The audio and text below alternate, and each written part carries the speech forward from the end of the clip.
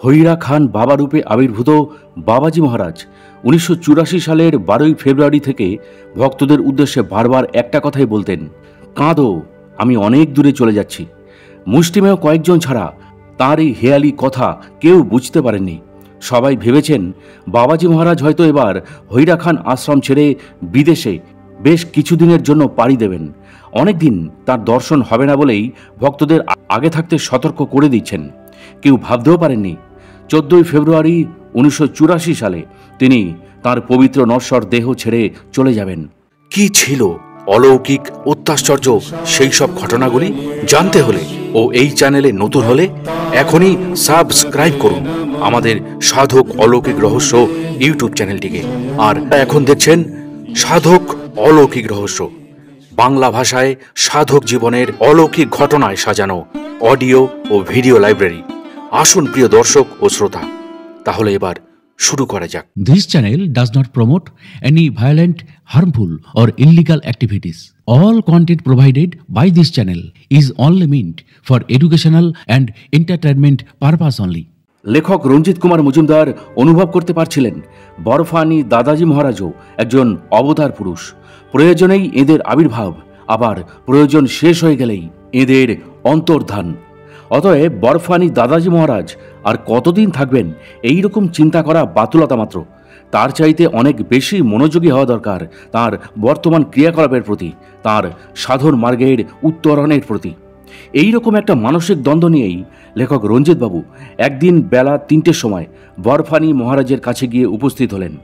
যথারীতি প্রণাম করে এক পাশে দাঁড়িয়ে মনে মনে অবতার তত্ত্ব নিয়ে তার কাছেই প্রশ্ন করে যাচ্ছেন। হঠাৎ দাদাজি লেখক রঞ্জিতবাবুর দিকে তাকিয়ে বললেন, নর্মদা মায়ের মন্দিরে রামকথা পাঠ হচ্ছে, যাও পাঠ শুনে এসো।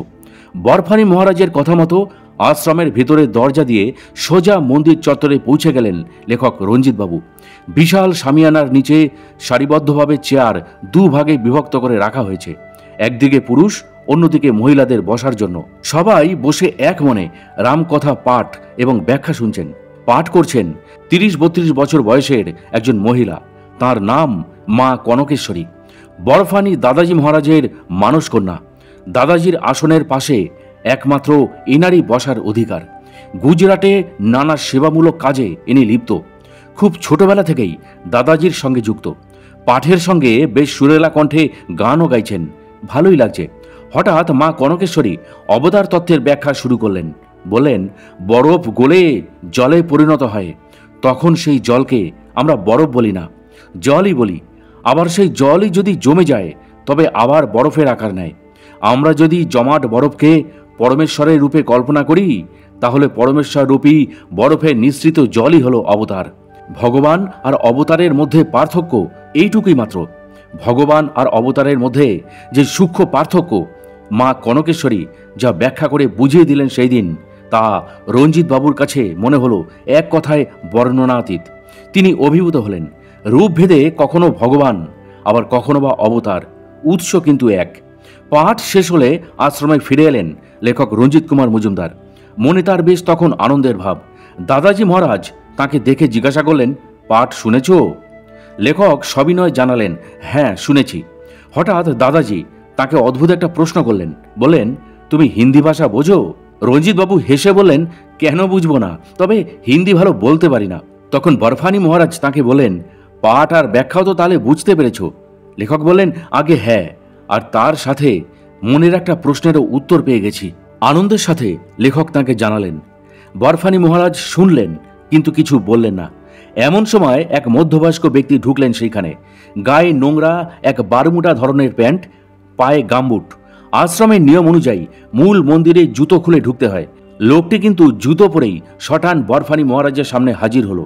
দুই হাত জড়ো করে বরফানি মহারাজকে প্রণাম করে সংস্কৃত শ্লোক আওড়াতে শুরু করলো। বরফানিজি লোকটিকে দেখে হাসি মুখে তার মুখের দিকে তাকিয়ে শ্লোক শুনতে লাগলেন।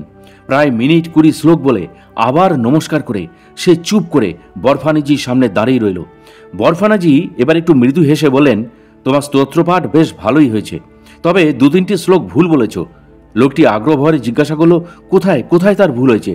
বরফানিজি এবার নিজেই শ্লোকের কয়েকটা অংশ বলে বুঝিয়ে দিলেন। লোকটি মন দিয়ে অংশগুলো শুনে আবার প্রথম থেকে বলা শুরু করলো। শ্লোক পাঠ শেষ করেই জিজ্ঞাসা করলো এবার সঠিক বলেছে কিনা। বরফানি মহারাজ হেসে ঘাড় নেড়ে জানিয়ে দিলেন এবার নির্ভুল হয়েছে। বরফানি মহারাজ তাকে জিজ্ঞাসা করলেন টাকা পয়সা কিছু চাই? লোকটি বলল সেই জন্যে তো এসেছি। লোকটি সপ্রতিভ উত্তর। বরফানি মহারাজ হেসে থালা থেকে একটা 100 টাকার নোট নিয়ে লোকটিকে দিলেন। হাতে টাকা পেয়ে আর একবার দাদাজিকে প্রণাম করে শটান নর্মদা দেবীর মন্দিরের দিকে চলে গেল সে। লেখক রঞ্জিতবাবু এক পাশে দাঁড়িয়ে লোকটার ক্রিয়াকলাপ দেখছিলেন। লোকটি চলে যেতেই দাদাজি তাকে বললেন ও বিন্ধ্যাচলের সাধু, খুবই উচ্চ স্তরের সাধক, মাঝে মধ্যে আমার কাছে আসে। লোকটার বেশভূষা দেখে বোঝার উপায় নেই। দাদাজি বলাতে রঞ্জিতবাবু বুঝতে পারলেন লোকটির সম্বন্ধে কৌতূহল হলো। আশ্রমের পিছনের দরজা দিয়ে নর্মদা দেবীর মন্দিরে গেছেন। আর দেরি না করে দাদাজিকে প্রণাম করে রঞ্জিতবাবু ছুটলেন নর্মদা দেবীর মন্দিরের দিকে বিন্ধ্যাচলের সাধুর সাথে কথা বলবার জন্য। শুনশান মন্দির চত্বর। অনেকক্ষণ ধরে তিনি তাকে খুঁজলেন, কিন্তু ওই অদ্ভুত দর্শনের সাধুটির আর সন্ধান তিনি পেলেন না। মনে হলো কর্পূরের মতো কোথায় তিনি যেন উবে গেছেন। যে কয়দিন অমরকণ্টকে লেখক ছিলেন, আশ্রমে বা রাস্তাঘাটে কোথাও আর সেই সাধুজিকে তিনি দেখতে পাননি।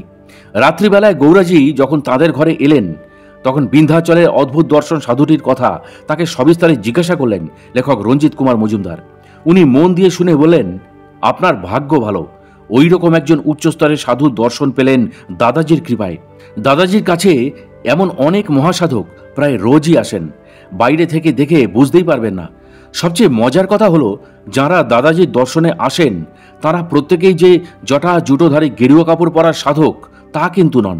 তাই আমরা বুঝতে পারি না কোন কোন স্তরের সাধক মহাপুরুষের দল এখানে নিয়মিত আসেন। আমি সময় পেলেই আশ্রমে চলে আসি, 2-3 দিন থাকি। একবার তো গুরুর কৃপায় এই আশ্রমেই আমার শ্রী শ্যামাচরণ লাহিড়ী মশায়ের মতো মহাযোগীর দর্শন হয়েছিল।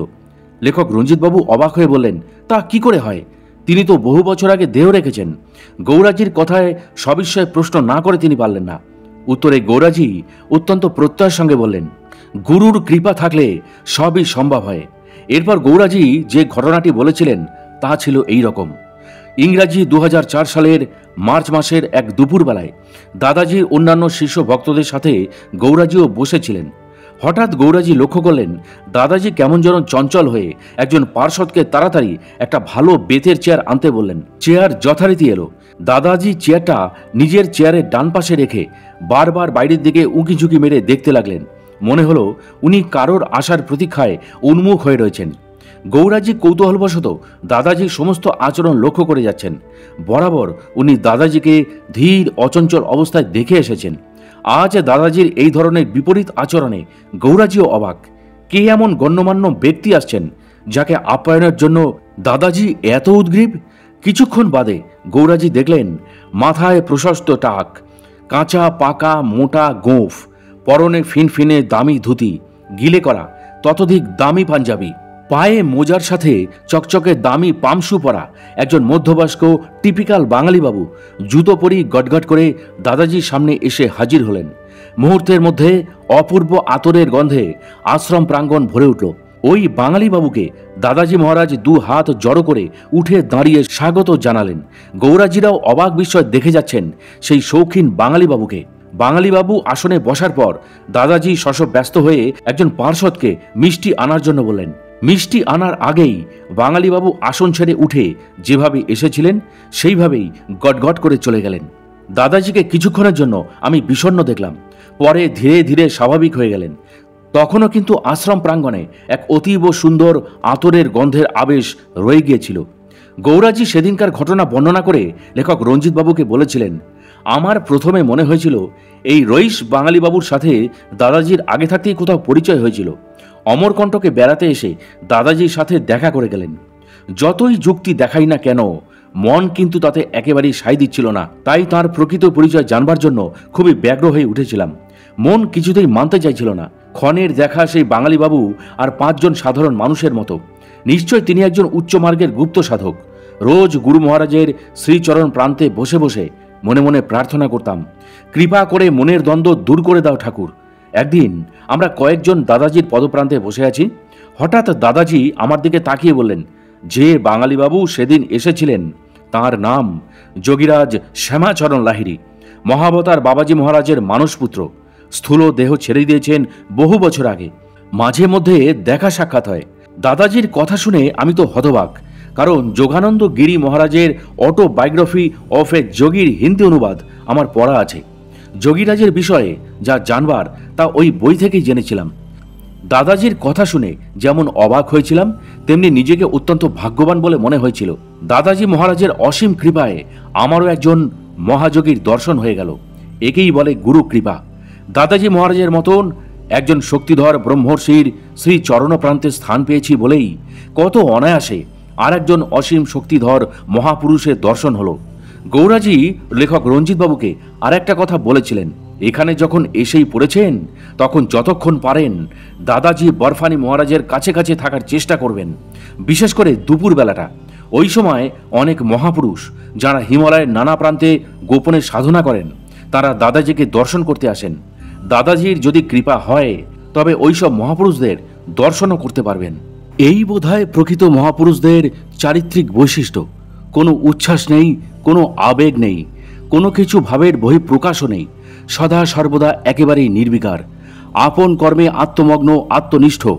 এদের কোনো কিছুই স্পর্শ করে না, কোনো কিছুতেই এরা বিচলিত হন না। যা কিছু করণীয় কাজ নীরবে করে যান। এখানে এসে বরফানি দাদাজি মহারাজকে যতই লেখক রঞ্জিত কুমার মজুমদার দেখেছেন ততই তিনি অবাক হচ্ছেন। ভীষণ কম কথা বলেন, মাঝে মধ্যে একটু আধটু রসিকতাও করেন। রাগ বলে কিছুই নেই। যারা একান্তভাবে কথা বলতে চায় তাদের কথা ধৈর্য সহকারে শোনেন, কখনোই বিরক্তবোধ করেন না। লেখকের মনে আছে এক সন্ধ্যায় তিনি বসে আছেন। এমন সময় তার ড্রাইভার শনি ভাই ওর মোবাইল ফোনটা দাদাজিকে দিয়ে বলল, ব্যাঙ্গালোর থেকে ওনার এক শিষ্য ফোন করেছেন, দাদাজির সাথে কথা বলতে চান। দাদাজি ফোনটা নিয়ে হ্যালো বলার পর অপর প্রান্ত থেকে শুরু হলো অনর্গল কথা। দাদাজি কেবল মাঝে মধ্যেই হাউ বলে যাচ্ছেন। বুন্দেলি আর ছত্তিশগড়ি ভাষায় হ্যাঁ কে হাউ বলে। দাদাজি তাই কথার মাঝে হাউ বলে সাই দিয়ে যাচ্ছিলেন। এমন সময় শিষ্যটির কথা বলা শেষ হলো। দাদাজি মোবাইলটা শনি ভাইকে ফেরত দিয়ে উপস্থিত শিষ্যদের উদ্দেশ্যে হাসতে হাসতে বললেন, দাঁতের যন্ত্রণায় কষ্ট পাচ্ছে, তাই যন্ত্রণার হাত থেকে রেহাই পাওয়ার জন্য ফোন করেছিল। যন্ত্রণা হচ্ছে তো ডাক্তারকে দেখালেই ঝামেলা চুকে যায়, এরা কি যে করে, এই বলে হাসতে লাগলেন। উনি বলতেই পারতেন আমাকে ফোন করে সময় নষ্ট না করে ডাক্তার দেখাও। উনি কিছুই বললেন না, কেবল শিষ্যের কথায় সাই দিয়ে গেলেন। যত দিন যাচ্ছে ততই ফেরার দিন এগিয়ে আসছে লেখক রঞ্জিত কুমার মজুমদারের, আর মনে হতাশা তাঁর বাড়ছে। এখনও বরফানি দাদাজি মহারাজের সঙ্গে খোলামেলা কথা তিনি বলতে পারলেন না। এখানে অনেক কিছুই তিনি দেখলেন, শুনলেন, কিন্তু আসল কাজটা অধরাই রয়ে গেল। মনে মনে বরফানি মহারাজের কাছে প্রার্থনা করে যাচ্ছেন, কৃপা করো ঠাকুর। অনেক আশা নিয়ে তিনি এসেছেন। সকাল, দুপুর, রাত 3 বেলাই মহারাজের কাছে নিয়মিত লেখক যাচ্ছেন। তারকেশ্বরের মন্দিরের মতো হতে দিয়ে বসে আছেন, তবুও বরফানিজি মহারাজের কোনো ভ্রুক্ষেপই নেই। উনি তো অন্তর্যামী। লেখকের আন্তরিক প্রার্থনা কি ওনাকে স্পর্শ করতে পারছে না? মনের এই দোলাচল অবস্থায় একদিন রাতে খাওয়া দাওয়ার পর হঠাৎ গৌরাজি তাঁর ঘরে এলেন। কোনো ভনিতা না করেই লেখককে জানালেন, আগামীকাল দুপুরে বোধহয় আপনার সাথে দাদাজির কথা হবে। আপনার সম্বন্ধে আমাকে নানা প্রশ্ন করছিলেন, সেসব শুনে আপনার দরকার নেই। আপনি যা যা প্রশ্ন করবেন আপনার ডায়েরিতে সব এক এক করে লিখে রাখুন। লেখক রঞ্জিতবাবু তাকে বললেন, আমার সাথে মাইক্রো টেপ রেকর্ডার থাকবে, প্রশ্নের উত্তরগুলো টেপে তুলে রাখবো, অত তাড়াতাড়ি লেখা তো সম্ভব নয়। গৌরাজি আবারও বললেন, যাই করুন ওনার কাছ থেকে অনুমতি নিয়েই তা করবেন। বিনা অনুমতিতে টেপ চালালে কিছুই কিন্তু উঠবে না। গৌরাজি চলে যাবার পর প্রশ্নগুলো চটপট লেখক রঞ্জিতবাবু তাঁর ডায়েরিতে লিখে নিলেন। টেপ রেকর্ডারটা ভালো করে পরীক্ষা করে নিলেন, ঠিকই আছে। মনটা রঞ্জিতবাবুর আনন্দে ভরে উঠল। তার দীর্ঘ তিতিক্ষার অবসান হবে আগামীকাল দুপুরেই। এখানে একটা জিনিস তিনি লক্ষ্য করেছেন, এখানকার কেউই বরফানি দাদাজি মহারাজের সঙ্গে কথা বলার সময় দাদাজি বা গুরুজি বলে সম্বোধন করেন না, ভগবান শব্দটি উচ্চারণ করেন। এরা সবাই মনে প্রাণে বিশ্বাস করেন তাদের গুরুজি মানুষরূপী স্বয়ং ভগবান। আড়ালে আবডালে দাদাজি মহারাজ বলেও ওনার সাথে কথা বলার সময় নৈব নৈব চ, সংস্কারজনক এই সম্বোধন। পরমেশ্বর বা ঈশ্বরকেই ভগবান বলা হয়। শাস্ত্রে বলেছে ভগ শব্দের অর্থ হল ঐশ্বর্য। যিনি 6টি বিশেষ ঐশ্বর্যের অধিকারী তিনি ভগবান। গুরুই তো সচ্চিদানন্দ ভগবান বা ঈশ্বর। শিষ্যের যখন ঈশ্বর দর্শন হয় তখন গুরু শিষ্যের মধ্যে কোনো প্রভেদ থাকে না, এটাই মূল কথা। তাহলে এখানে যারা আছেন সবার ঈশ্বর দর্শন হয়েছে বলেই কি এই উপলব্ধি? মনের হাজারো প্রশ্নের উত্তর দেবার একমাত্র মালিক স্বয়ং বরফানি দাদাজি মহারাজ। লেখক রঞ্জিতবাবু তার একনিষ্ঠ ভক্ত বা শিষ্য তো নন। তিনি শুনেছেন তিনি কালজয়ী অবতার। তিনি তপশ্চর্যার মাধ্যমে জয় করেছেন অবশ্যম্ভাবী মৃত্যুর করাল গ্রাসকে।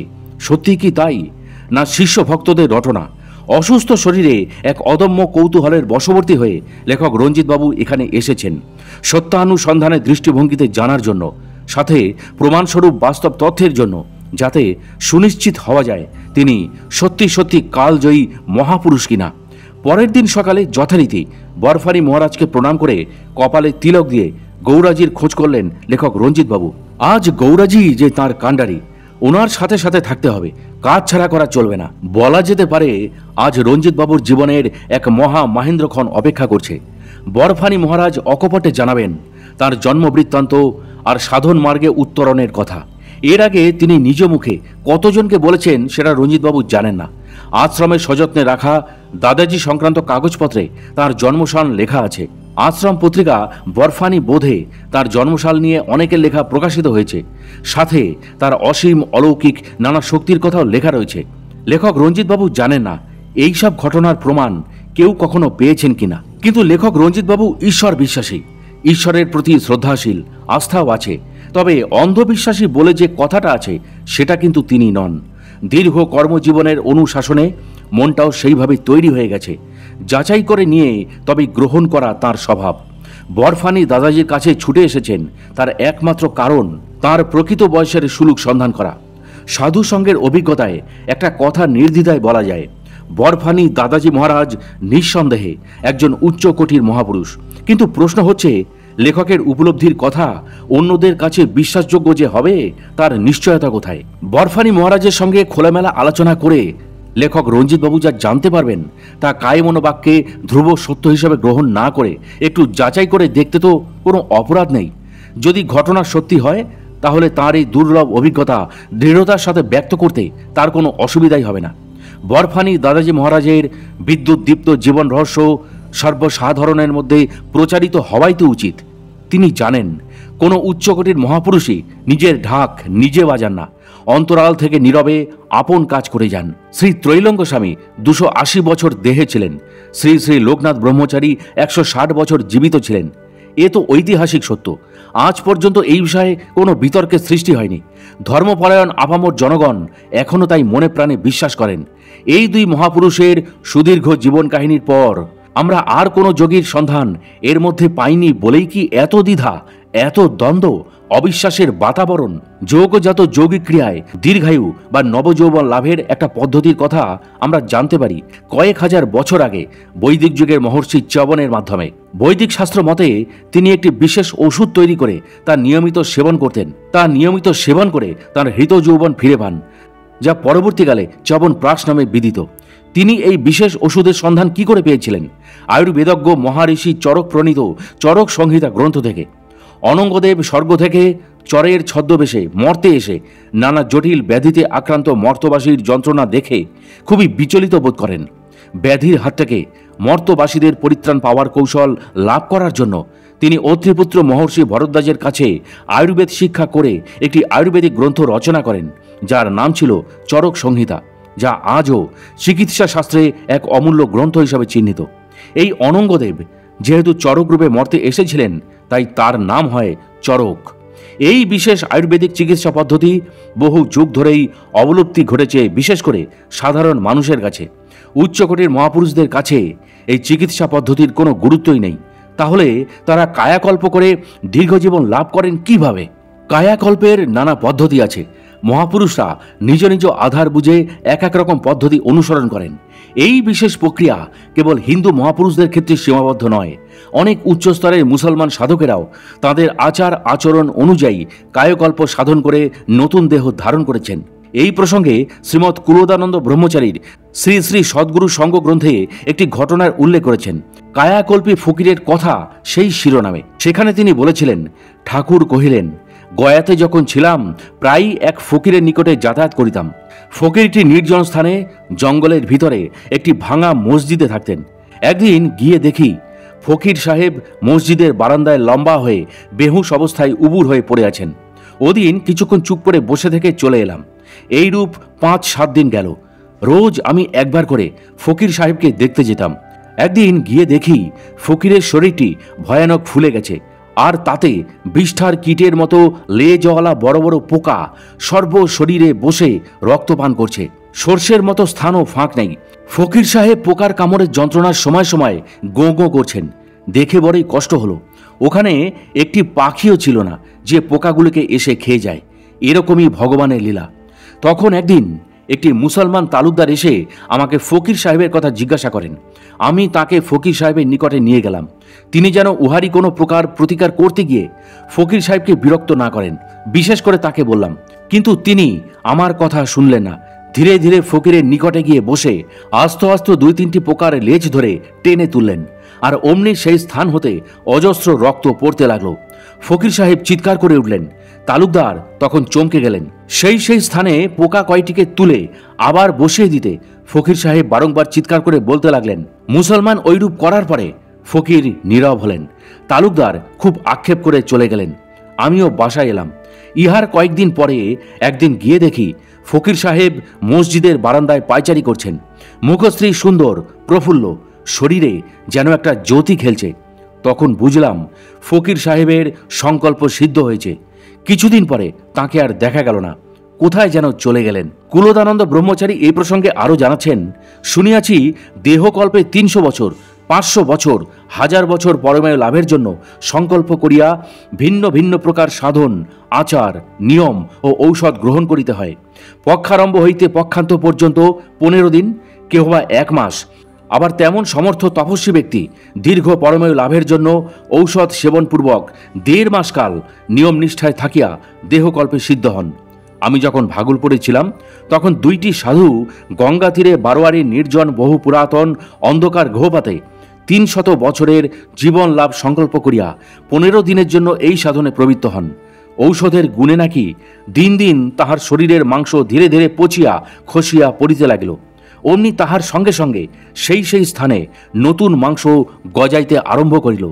একটি সাধুর যন্ত্রণায় মৃত্যু হইল। অপরটি সিদ্ধি লাভ করিয়া 15 দিন পরে কোথায় চলিয়া গেলেন খোঁজ করিয়া পাওয়া গেল না। ভগবানের সৃষ্টিতে কত কি আছে, জানিবার পূর্বে তাহা কল্পনাও করা যায় না। কায়কল্পের নানা প্রকার পদ্ধতির কথা জেনে লেখক রঞ্জিত কুমার মজুমদারের মনে হয়েছে বেশ কিছু পদ্ধতি অত্যন্ত জটিল এবং কষ্টকর। এসব প্রক্রিয়ায় নবজীবন যৌবন লাভের ফলে আপামর জনসাধারণের কতটা লাভ হয়েছে তা কিন্তু তর্ক সাপেক্ষ। তাঁদের নশ্বর শরীর হয়তো মজবুত হয়েছে, তাতে কি আমাদের মতো ঘোরতর সংসারী লোকেদের কোনো উপকার হয়েছে? উত্তর কিন্তু তার জানা নেই। কায়কল্প সিদ্ধি নিয়ে পড়াশোনা করলে বোঝা যায়, বিশেষ করে কুলদানন্দ ব্রহ্মচারীর বর্ণিত পদ্ধতিগুলো সাধন মার্গের অত্যন্ত নিম্ন স্তরের পদ্ধতি।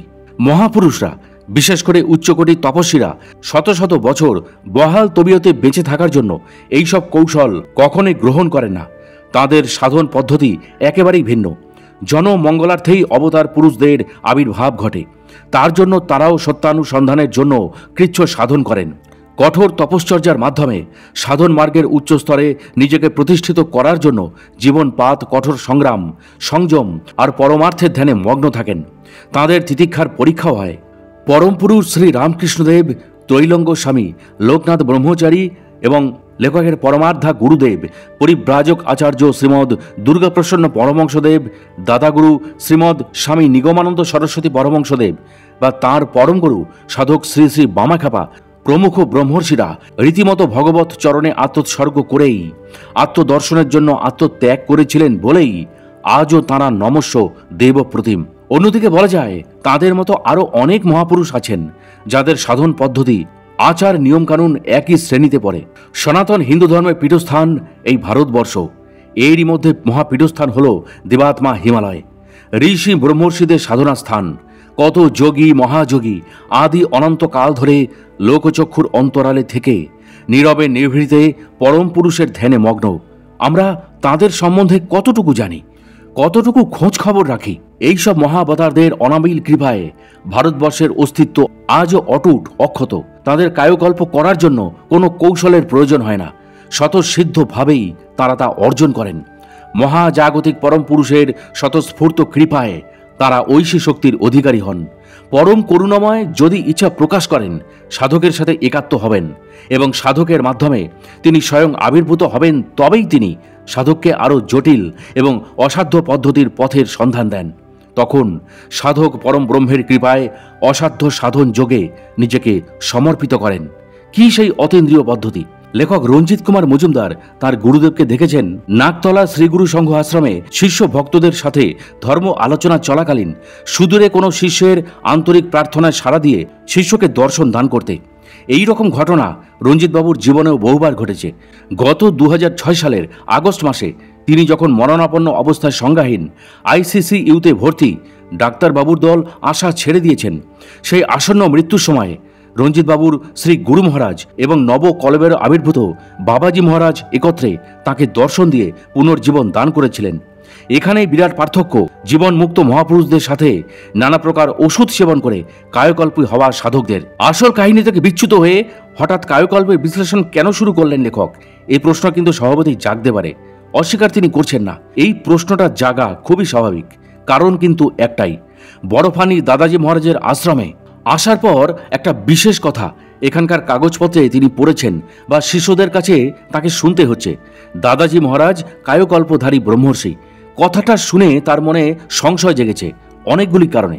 তার মধ্যে প্রধান দুটি কারণ হলো, প্রথমত, কোনো কায়কল্পধারী মহাপুরুষের তার পূর্ব জীবনের যে চেহারা ছিল তার সাথে বর্তমান চেহারার কোনো সাদৃশ্য থাকবে না। এ তাঁর অভিজ্ঞতার কথা। মহাবতার বাবাজি মহারাজ যে কায়কল্পরূপে পুনরায় হৈরাখান নামে এক প্রত্যন্ত পাহাড়ি গণ্ড গ্রামে 1970 সালে আবির্ভূত হবেন, তার পূর্ব বিবরণ 1961 সালে শ্রী বিষ্ণুদত্ত শর্মাজি তার গ্রন্থে লেখা দিব্য চরণামৃততে জানিয়েছিলেন। তিনি এও জানিয়েছিলেন এই নবরূপের লীলা সাঙ্গ হবে 1984 সালের প্রথম দিকে। তার এই নতুন চেহারার সাথে মহাবতার বাবাজি মহারাজের প্রকৃত চেহারার কোনো মিল খুঁজে পাওয়া যাবে না, এবং বাস্তবে তাই ঘটেছিল। দ্বিতীয়ত, কায়কল্পধারী আর সহস্রাধার জাগ্রত সিদ্ধ পুরুষের তফাৎ আকাশ পাতাল। এরা কখনোই নবম চক্রের শ্রেষ্ঠ চক্র সহস্রার চক্রসিদ্ধ দেবকল্প মহাবতার হতে পারেন না, সম্ভব নয়। দাদাজি মহারাজের যৌবনের যে ছবি আমরা দেখেছি তার সাথে বার্ধক্যের চেহারার খুব একটা অমিল নেই। কায়কল্প সবসময় নব যৌবনপ্রাপ্ত, তার প্রকৃত বয়স বোঝার সাধ্য কারোর থাকে না। কিন্তু বরফানি মহারাজকে দেখে তো বয়স্ক মানুষ বলেই লেখকের মনে হয়েছিল। তাহলে কোনটা প্রকৃত সত্য, কায়কল্পী না সহস্রার সিদ্ধ? তাই আশ্রমের বহু চর্চিত এবং বহুল প্রচারিত বর্তমানকালের একমাত্র কায়কল্পী ব্রহ্মর্ষি বরফানি দাদাজি মহারাজ, এই কথাটি লেখক রঞ্জিতবাবু সর্বান্তকরণে গ্রহণ করতে পারেননি। এই বিষয়ে কারোর সঙ্গে যদিও তিনি কোনো আলোচনা করেননি, কারণ তিনি খুব ভালো করেই জানতেন তার বিশ্লেষণ এখানে অনেকেই মনে প্রাণে গ্রহণ করবেন না। এদের কি করে তিনি বোঝাবেন? কায়কল্প সাধনে যারা সিদ্ধিলাভ করেন তাদের অতীত বলে কিছুই থাকে না। তাদের অতীতের কোনো পরিচয় বা জন্মরহস্য কোনো মতেই জানা সম্ভব নয়। কায়কল্পী যোগীরা কখনোই নিজেদের বিগত জীবনের কথা বলেন না। সিদ্ধিলাভ করে তারা কোথায় যে হারিয়ে যান তাও কেউ জানেন না। বরফানি দাদাজি মহারাজের ক্ষেত্রেও এই ধারণা কোনো মতেই প্রযোজ্য নয়। তাঁর জন্মরহস্য, তার অতীত জীবন, সাধন জগতে কিভাবে প্রবেশ, সবই তো ছাপার অক্ষরে লেখা আছে। অতএব লেখক রঞ্জিতবাবুর প্রশ্নমালায় যেমন ওনার জন্ম বিবরণ জানার প্রশ্ন থাকবে, তেমনি সাধন মার্গের খুঁটিনাটি বিবরণও তিনি জানতে চাইবেন। তিনি যদি খোলাখুলি তাকে জানান তবে তার বদ্ধমূল ধারণাই সত্য প্রমাণিত হবে। লেখক রঞ্জিতবাবু ইচ্ছা করলে আশ্রম প্রকাশিত পত্রিকা থেকেই তার বিষয়ে জেনে নিতে পারতেন, কিন্তু তার মন তা চায়নি। সেই লেখায় অতিরঞ্জিত কিছু যে নেই সেটা তিনি বুঝবেন কিভাবে? না, তার চাইতে যার সম্বন্ধে রঞ্জিতবাবুর এত কৌতূহল তার মুখেই তিনি সব শুনবেন। যোগী পুরুষরা কখনোই আমিত্বকে জাহির করতে ভালোবাসেন না। দাদাজির ক্ষেত্রেও লেখক রঞ্জিতবাবু তাই দেখেছিলেন। তার সরলতা, আত্মগোপনীয়তা আর নীরব অভিব্যক্তি উপলব্ধি করে তার মনে দৃঢ় ধারণা হয়েছে তিনি সহস্রার সিদ্ধ মহাযোগী। এতে বিন্দুমাত্র সংশয় নেই। কোনো ভাবাবেগে তাড়িত হয়ে লেখক রঞ্জিত কুমার মজুমদার কিন্তু এই কথা বলছেন না। এটা তাঁর একান্ত অভিজ্ঞতার কথা। এই প্রসঙ্গে তিনি বলেছেন 1981 সালে দ্বিতীয়বার যখন হৈরাখানে তিনি যান নব কলেবরে আবির্ভূত মহাবতার বাবাজি মহারাজের দর্শনে, তার বিখ্যাত সেতার বাদক উস্তাদ ইনায়েত খাঁ সাহেবের পুত্র উস্তাদ ইমারত খাঁ সাহেবও সেখানে গিয়েছিলেন হৈরাখান বাবাজিকে সেতার বাজিয়ে শোনাতে। লেখক রঞ্জিত বাবু সুযোগ বুঝে তখন তার একটা সাক্ষাৎকার নিয়েছিলেন। তারও প্রায় 21 বছর বাদে 2002 সালে কলকাতার পার্ক সার্কাস অঞ্চলে ইমারত খাঁ সাহেবের বাড়িতে তার আরও একটা সাক্ষাৎকার নিয়েছিলেন একটাই উদ্দেশ্যে। তিনি জানতে চেয়েছিলেন হৈরাখান বাবাজি কি সত্যি সত্যি কায়কল্পধারী মহাবতার বাবাজি? এই বিষয়ে ওনার অনুভূতি কি? বছরের বেশিরভাগ সময়ে তার আমেরিকাতেই কাটে। আমেরিকান সরকার যাকে সাম্মানিক ডিলিট উপাধিতে ভূষিত করেছে, তার অনুভূতির একটা মূল্য তো অবশ্যই আছে।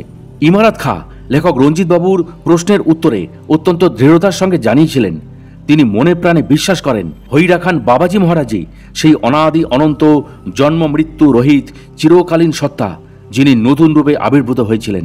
ওস্তাদজি তাঁর এই গভীর অনুভূতির সূত্র হিসেবে শুনিয়েছিলেন এক অত্যাশ্চর্য ঘটনা। তিনি বলেছিলেন 1981 সালে হৈরাখান আশ্রমে থাকাকালীনই কয়েকটি অতীন্দ্রিয় ঘটনার মাধ্যমে তার মনে দৃঢ় বিশ্বাস স্থাপন হয়েছিল যে হৈরাখান বাবাজি মহারাজ ওস্তাদজির বংশের পূর্বপুরুষদের কাছে যেমন তার বাবা ওস্তাদ ইনায়েত খাঁ, দাদু ইমাদ খাঁ কিংবা তার প্রপিতামহের ইমাদাদি ঘরানা সেতার শুনেছেন, তেমনি শুনেছেন তার বাজনাও এক এক সময়ে এক এক রাগে। ইমারত খাঁ তাঁর এই বিশ্বাসের কারণ হিসাবে একটি ঘটনা বলেছিলেন যা অবিশ্বাস্য মনে হলেও বাস্তব সত্য। 1981 সালে তিনি যখন হৈরাখান বাবাজির আমন্ত্রণে হৈরাখান আশ্রমে গিয়েছিলেন, তখন নিভৃতে রেওয়াজ করার জন্য বাবাজি আশ্রমের উল্টো দিকে আর একটা পাহাড়ে হনুমান গুহায় তাঁর থাকার ব্যবস্থা করে দিয়েছিলেন। সেইখানে বাবাজি তাঁর রেওয়াজ শোনার জন্য সকাল সন্ধ্যায় একা আসতেন। আশ্চর্যের বিষয় হলো বাবাজি দুবেলা যে সময় আসতেন সেই সময় আশ্রমের নিয়ম অনুযায়ী সাধারণত তিনি ভক্তদের সাথেই আশ্রমেই থাকতেন। সেই অবস্থায় তিনি কিভাবে আসতেন তা ইমারত খাঁ সাহেবের মাথায় কিন্তু ঢুকত না। খাঁ সাহেবের বংশের পূর্বপুরুষদের বাজনা যে তিনি শুনেছেন তার একটা যুক্তি উনি পেয়েছিলেন হনুমান গুহাতে থাকার সময়। রেওয়াজ চলাকালীন মাঝে মধ্যে জটাজুটোধারী সহস্রমণ্ডিত একজন যোগী পুরুষ তার বাজনা শুনতে আসতেন। বাজনা শেষ হলে তিনি কোন রাগ বাজালেন বা তার বাবা কোন ধরনের রাগ বাজাতে ভালোবাসতেন তার চুলচেরা বিচার বিশ্লেষণ করতেন খাঁ সাহেবের সাথে চোস্ত ইংরাজিতে, আবার কখনো বা উচ্চস্তরের উর্দু ভাষায়। ওস্তাদজি কোনোদিনই সেই যোগীবরের পরিচয় জানতে চাননি। ওনার সঙ্গে এই আলোচনায় কেবলই মনে হতো এই জটাজুটোধারী যোগী তার বাপ ঠাকুরদার কাছে যেভাবে যে রূপে বাজনা শুনতেন ঠিক সেইভাবেই সেই রূপ ধরে তার কাছে আসেন ইমাদাদি ঘরানা শুনতে, যেন বোঝাতে চাইতেন আমি সেই এক এবং একমাত্র মহাবতার বাবাজি মহারাজ। কালের তালে তাল রেখে রূপ পরিবর্তন করে শুনে আসছি তোমাদের বংশের ইমাদাদি ঘরানা। আমি ছিলাম, আমি আছি এবং আমি ভবিষ্যতেও থাকব। কেবল পরিবর্তন ঘটবে এই দেহটার, কখনো শস্ত্রু জটাজুটোধারী, আবার কখনো বা যুবা পুরুষ। অত্যন্ত প্রত্যয়ের সুরে ওস্তাদ ইমারত খাঁ সাহেব লেখক রঞ্জিত বাবুকে বলেছিলেন বাবাজি যে আদি অনন্তকাল ধরে নতুন নতুন কায়কল্প ধারণ করে আজও বিরাজমান তা প্রমাণ করার জন্যই যেন হৈরাখানের নির্জন হনুমান গুহায় আমার বাজনা শুনতে দুই রূপে আসতেন। ঘটনাটা একটা বিশেষ কারণেই লেখক রঞ্জিত কুমার মজুমদার উল্লেখ করলেন, যাতে পাঠক বা শ্রোতারা বুঝতে পারেন ওষুধপত্র দিয়ে নবযৌবন লাভের যে পদ্ধতি আছে তা প্রয়োগ করে আর যাই পাওয়া যাক না কেন ঈশ্বরবৎ হওয়া যায় না। ঈশ্বরত্ব লাভের জন্য যোগীকে সহস্রাধার সিদ্ধ হতে হয়। এই ঈশ্বরবৎ সহস্রার সিদ্ধ ব্রহ্মর্ষিদের তাই নবরূপে বারবার আবির্ভাব ঘটে জনকল্যাণের জন্য। এই প্রসঙ্গে শ্রীধর গৌরাজির কাছে একটা ঘটনা লেখক রঞ্জিত বাবু শুনেছিলেন। কোনো এক শীতের রাতে আশ্রমের সবাই অকাতরে ঘুমোচ্ছে। রাত প্রায় 2টো নাগাদ হঠাৎ দাদাজি তার সর্বক্ষণের একজন ভক্তকে ঘুম থেকে ডেকে তুলে এক শিষ্যের নাম করে তাকে ডেকে আনতে বললেন। পার্শ্বদটি অবাক, কি এমন দরকার ছিল যে এখনই ওই শিষ্যটিকে ঘুম থেকে জাগিয়ে দাদাজির কাছে আনতে হবে? দাদাজির আদেশ, প্রশ্ন করার সাহস নেই, ছুটল সেই শিষ্যকে আনতে। শিষ্যটিও অঘরে ঘুমোচ্ছিল। ডাকাডাকি করে তুলে দাদাজির আদেশের কথা তাকে শোনানো হলো। শিষ্যটি শুনে পরদিন সকালে দেখা করবে জানিয়ে আবার শুয়ে বলল। ভক্তটি কিন্তু নাচরবান্দা। শেষে বাধ্য হয়ে শিষ্যটি বেজার মুখে ওই রাতে দাদাজির কাছে হাজির হলো। শিষ্যটিকে দেখে দাদাজি এক অদ্ভুত আদেশ করলেন, এক্ষুনি কুয়ো থেকে 4 বালতি জল তুলে সামনের বড় গাছের গোড়ায় ঢালতে হবে। বেচারা শিষ্য আর কি করে, গুরুর আদেশ অমান্য করা যাবে না। মনে মনে বিরক্ত কিন্তু বাধ্য হয়ে কুয়ো থেকে গুনে গুনে 4 বালতি জল তুলে গাছের গোড়ায় ঢেলে শীতে কাঁপতে কাঁপতে দাদাজির সামনে এসে দাঁড়ালো। আবার কোন কাজের হুকুম হয় তা শোনার জন্য ভক্তটির মনেও কৌতূহল। বরফানি দাদাজি মহারাজ শিষ্যটিকে বললেন, এবার গিয়ে শুয়ে পড়ো, সকাল হলেই নিজের গ্রামের বাড়িতে ফিরে যাবে, আমার আদেশ অমান্য কিন্তু করবে না। শিষ্যটি চলে গেল আবার ঘুমোতে। ভক্তটিও ছুটি পেল।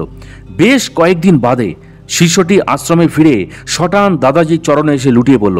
দাদাজি যে রাত্রে শিষ্যটিকে ঘুম থেকে ডেকে তুলে কুয়ো থেকে 4 বালতি জল গাছের গোড়ায় ঢালতে বলেছিলেন, সেই রাতে শিষ্যটি যে বস্তিতে থাকত সেখানে ভয়াবহ আগুন লেগে প্রচুর ঘর ভস্মীভূত হয়ে গিয়েছিল। কিন্তু আশ্চর্যজনকভাবে ওই শিষ্যটির ঘর কিন্তু বিধ্বংসী আগুনের হাত থেকে রক্ষা পেয়েছিল দাদাজির ঐশী শক্তির জোরে। এই হলো ঈশ্বরবৎ মহাপুরুষদের করুণা। বাবাজি তার অতীন্দ্রিয় যোগ বলে সব জানতে পেরেছিলেন বলেই শীতের গভীর রাতে শিষ্যটিকে দিয়ে আশ্রমের গাছের গোড়ায় জল ঢালিয়ে লেলিহান বন্যশিকার হাত থেকে শিষ্যটির বাসগৃহ রক্ষা করেছিলেন। প্রশ্ন জাগতে পারে, দাদাজি যখন দুর্ঘটনার কথা জানতেই পারলেন তখন তো তিনি যোগ বলেই সব নিষ্পত্তি করে দিতে পারতেন। শীতের গভীর রাত্রে শিষ্যটিকে জাগিয়ে গাছের গোড়ায় জল ঢালতে বললেন কেন? উত্তর একটাই, আমি তোমার গুরু, তোমাকে রক্ষা করাই আমার অন্যতম কর্তব্য। কিন্তু আমার ওপর নির্ভর করা ভালো, তবু কিছু কাজ গুরুকে স্মরণ করে গুরুর আদেশ মেনে করলে এতে গুরুর প্রতি যেমন ভক্তি বিশ্বাস বৃদ্ধি পায় তেমনি লোকশিক্ষাও হয়। লেখক রঞ্জিত কুমার মজুমদারের মনে পড়ে গেল 1962-63 সালের কিছু কথা। নিমতলা শ্মশানের কাছে একটা ঘিঞ্জি বস্তির একেবারে শেষ প্রান্তে একটা গাছের নিচে ছেঁড়া ফাটা ত্রিপলের আচ্ছাদনে একজন মহাযোগী পুরুষ থাকতেন। দর্শনার্থীদের দেখলেই অশ্রাব্য ভাষায় গালিগালাজ করতেন, ইট তুলে মারার ভান করতেন। ভয়ে কেউ খুব একটা ওনার কাছে যেত না। কিন্তু লেখক রঞ্জিত বাবু যেতেন। ওনার ঝুপড়ির সামনে চুপ করে বসে থাকতেন। লেখককে কেন জানি না তিনি কিছু বলতেন না। বাঁ হাতে মাথাটা রেখে কনুইয়ের ওপর ভর দিয়ে অর্ধ উলঙ্গ শরীরে আধশোয়া অবস্থায় থাকতেন। অনর্গল আপন মনে ইংরেজিতে কথা বলে যেতেন আর মাঝে মধ্যে ডান হাতটা তুলে কাদের উদ্দেশ্যে যা যা বলে ধমক দিতেন। অনেকেই দূর থেকে খাবার দাবার দিয়ে যেত। ফর্সা, লম্বা, কোনো কিছু চাওয়া পাওয়ার ব্যাপার নেই। কিসের এক আকর্ষণে মাঝে মধ্যেই লেখক রঞ্জিত বাবু সেখানে যেতেন। 1962 সালের শেষের দিকে হঠাৎ একদিন উনি ইংরেজিতে খুব উত্তেজিতভাবে বলে উঠলেন, কেনেডিকে মেরে ফেলল। কথাটা শুনে চমকে উঠেছিলেন Ranjit Kumar Majumdar. John F Kennedy তখন আমেরিকার প্রেসিডেন্ট। মুখ ফুসকে রঞ্জিতবাবু বলে ফেলেছিলেন, সে কি, কে মারল? ব্যাস অমনি আগুনে যেন ঘি পড়ল। রেগেমেগে বললেন, তোর জানার কি দরকার? লেখক রঞ্জিতবাবু ভয়ে চুপ করে গিয়েছিলেন। এর বেশ কিছুদিন বাদে 1963 সালে আততায়ীর গুলিতে জন এফ কেনেডি প্রাণ হারান। আরও একদিন রঞ্জিতবাবুর ওপর হঠাৎ সদয় হয়ে তিনি বললেন, আরও কয়েকটা বছর অপেক্ষা কর, সেন্ট্রাল আইবিতে তোর চাকরিটা হবে, নাম হবে। তখন কিন্তু রঞ্জিতবাবু কলেজে পড়েন। 1969 সালে অদ্ভুতভাবে কেন্দ্রীয় সরকারের স্বরাষ্ট্র দপ্তরে তিনি চাকরি পান। ট্রেনিং পিরিয়ড কাটিয়ে 1970 সালে কলকাতায় পোস্টিং হওয়ার পরে একদিন ছুটি গিয়েছিলেন নিমতলার সেই মহাযোগীর দর্শনে। গিয়ে শুনলেন উনি দেহ ছেড়ে দিয়ে অমৃতলোকে যাত্রা করেছেন। নিমতলার সেই মহাপুরুষকে লেখক রঞ্জিত কুমার মজুমদার আজও কিন্তু ভোলেননি। ভোলা তো যায় না। ত্রিকালজ্ঞ ব্রহ্মজ্ঞ মহাঋষি। যখন ওনার সঙ্গলাভের সৌভাগ্য হয়েছিল তখন তার বয়স নেহাতি কম। তাকে চেনবার বা বুঝবার মতো অবস্থায় রঞ্জিতবাবু তখন ছিলেন না। উল্টে মাঝে মধ্যে মনে একটা তার প্রশ্ন জাগত, একজন ইংরাজিতে অনর্গল কথা বলা শিক্ষিত যোগী পুরুষ প্রায় এরকম নগ্ন থাকেন কেন? কেন লোক দেখলেই অশ্রাব্য ভাষায় গালিগালাজ করতেন, ইট তুলে উৎসুক লোককে মারতে যেতেন? পরে তিনি বুঝেছিলেন যারা ওনার কাছে ভিড় করত তারা অধিকাংশ ছিল স্বার্থান্বেষী। নিজেদের স্বার্থের তাগিদেই তারা আসত, আর সেই জন্যই তিনি তাদের কাছে ঘেঁষতে দিতেন না, পাছে তার নীরব পরমার্থ সাধনার বিঘ্ন ঘটে। লেখকের মতো জনকয়েক ভক্তকে তিনি কিছু বলতেন না, কারণ তাদের সেই সময়ে কোনো জাগতিক উদ্দেশ্য ছিল না। একদিনের কথা লেখকের বিশেষভাবে মনে আছে। সেই সাধু বাবার কাছে তিনি বসে আছেন। হঠাৎ তিনি বলতে শুরু করলেন, ভারতের খুব দুর্দিন আসছে, জাতি দাঙ্গা, খুনোখুনি, যুদ্ধ সবই শুরু হয়ে যাবে। বাংলার অবস্থা তো আরও খারাপ হবে। রাস্তাঘাটে নিরীহ মানুষের মৃতদেহ পড়ে থাকবে, জলের তোরে সব ভেসে যাবে, ভূমিকম্পে হাজার হাজার মানুষের প্রাণ যাবে। দেশের সেবা করার নামে সব পার্টির নেতারা দেশটাকে ছিঁড়ে খুঁড়িয়ে খাবে। এই দুরবস্থা দিন দিন বাড়তেই থাকবে। আবার প্রতিবেশী রাষ্ট্রের সঙ্গে যুদ্ধও বাঁধবে, চীনের সঙ্গে আবার যুদ্ধ হবে, দেশের সার্বভৌমিক নিরাপত্তায় চরম সংকট দেখা দেবে, সে এক মাৎস্যান্যায়ের যুগ শুরু হবে। তখন আমি থাকব না, আর তখনই পরিত্রাতা রূপে আবির্ভূত হবেন এক সর্বত্যাগী উচ্চমার্গের সন্ন্যাসী নেতার নাম সুভাষচন্দ্র বোস। নিমতলার সাধু বাবার ভবিষ্যৎবাণী আজও রঞ্জিতবাবুর মনে পড়ে। তিনি কায়মনো বাক্যে বিশ্বাস করেন, আপ্তবাক্য কখনোই ভুল হতে পারে না। এই রকমই ভবিষ্যৎবাণী নিমতলার সাধু বাবার বহু বছর আগে আর একজন মহাপুরুষ পতিত পাবন জগৎবন্ধু করেছিলেন। 1900 শতকের প্রথম ভাগে তিনি বলেছিলেন, অখণ্ড ভারতবর্ষ দ্বিখণ্ডিত হবে। তিনি আরও ভবিষ্যৎবাণী করেছিলেন, খুবই ইঙ্গিতপূর্ণ এবং গভীর তাৎপর্যপূর্ণ। তিনি বলেছিলেন, কালক্রমে এক ভয়ঙ্কর দিন আসবে যা কল্পনা করা যায় না। ভারতবর্ষের এই চরম সংকটময় সময়ে ভারতের একমাত্র প্রকৃত দেশপ্রেমিক নেতার পুনরাবির্ভাব ঘটবে, যাকে জগৎবন্ধু সাংকেতিক ভাষায় বলেছিলেন মৃত সর্দার। যারা এই কাহিনী শুনছেন তাদের মনে হতে পারে, লেখক রঞ্জিতবাবু ধানভান্তের শিবের গাজন কেন শুরু করেছেন? অমরকণ্টকের বরফানি দাদাজি মহারাজের বিষয়ে বলতে গিয়ে সম্পূর্ণ অন্য এক প্রসঙ্গ আলোচনা করছেন। যদি কেউ এই রকম ভেবে থাকেন তবে অত্যন্ত বিনয়ের সাথে তিনি বলবেন, তাদের ধারণা সম্পূর্ণ ভুল। ইংরেজিতে একটা প্রবচন আছে, গ্রেট মাইন্ড থিঙ্ক অ্যালাইক, অর্থাৎ মহৎ ব্যক্তিরা একই রকম চিন্তাভাবনা করেন। এই কথাটি যে কতখানি সত্য তা রঞ্জিতবাবু মর্মে মর্মে উপলব্ধি করেছেন যখন বরফানি দাদাজি মহারাজের সুদীর্ঘ জীবন রহস্যের তথ্য জানতে গিয়ে তার একান্ত সাক্ষাৎকার তিনি নিয়েছিলেন। যাই হোক, আগের দিন রাত্রে গৌরাজির কাছ থেকে লেখক রঞ্জিত কুমার মজুমদার সুসংবাদটা পাওয়ার পর থেকেই মনে মনে তিনি বেশ উত্তেজনা বোধ করছিলেন। সকালে ঘুম থেকে উঠেও দেখলেন মানসিক উত্তেজনার পারদটা ক্রমশই বাড়ছে। বারবার ডায়েরিতে লেখা প্রশ্নগুলো মন দিয়ে লেখক পড়তে লাগলেন। দুপুরবেলায় শ্রীধর গৌড়া তাঁকে নিয়ে বরফানি মহারাজের কাছে গেলেন। তিনি সেইখানে পৌঁছে অবাক হয়ে গেলেন। বরফানি মহারাজ একা বসে আছেন, পায়ের কাছে একজন মাত্র শিষ্য বসে। তার সারা শরীরে শিহরণ খেলে গেল। এমন ফাঁকা অবস্থায় কোনোদিন বরফানি মহারাজকে একা বসে থাকতে লেখক রঞ্জিতবাবু দেখেননি। সকাল, দুপুর, রাতে সবসময় শিষ্য ভক্তরা ভিড় করে থাকে। হয়তো তাঁরই জন্য আজ কাউকে বরফানি মহারাজ কাছে ঘেঁষতে দেননি। যথারীতি প্রণাম করে হাত জোড় করে ভাঙা ভাঙা হিন্দিতে লেখক রঞ্জিতবাবু তার মনের ইচ্ছা জানালেন। লেখকের মনে হলো তার কথা উনি যেন বুঝতে পারলেন না। গৌরাজিকে প্রশ্ন করলেন যে তিনি কি বলতে চাইছেন। গৌরাজি খুবই সংক্ষিপ্তভাবে তার ইচ্ছার কথা জানালেন। শুনে একটু হেসে চোখ বন্ধ করে দাদাজি বলতে শুরু করলেন তার জীবন ইতিহাস। আর রঞ্জিতবাবু সঙ্গে সঙ্গে তার ব্যাগ থেকে চট করে মাইক্রো টেপ রেকর্ডারটা বের করে সুইচ অন করে দিলেন। বরফানি মহারাজ শুরু করলেন তার কথা। আমার বাবার নাম ছিল শ্রীরাম দত্ত দুবে। উত্তরপ্রদেশে ডোডিয়াখেরা জেলায় উন্নাও অঞ্চলে আমাদের আদি বাসস্থান।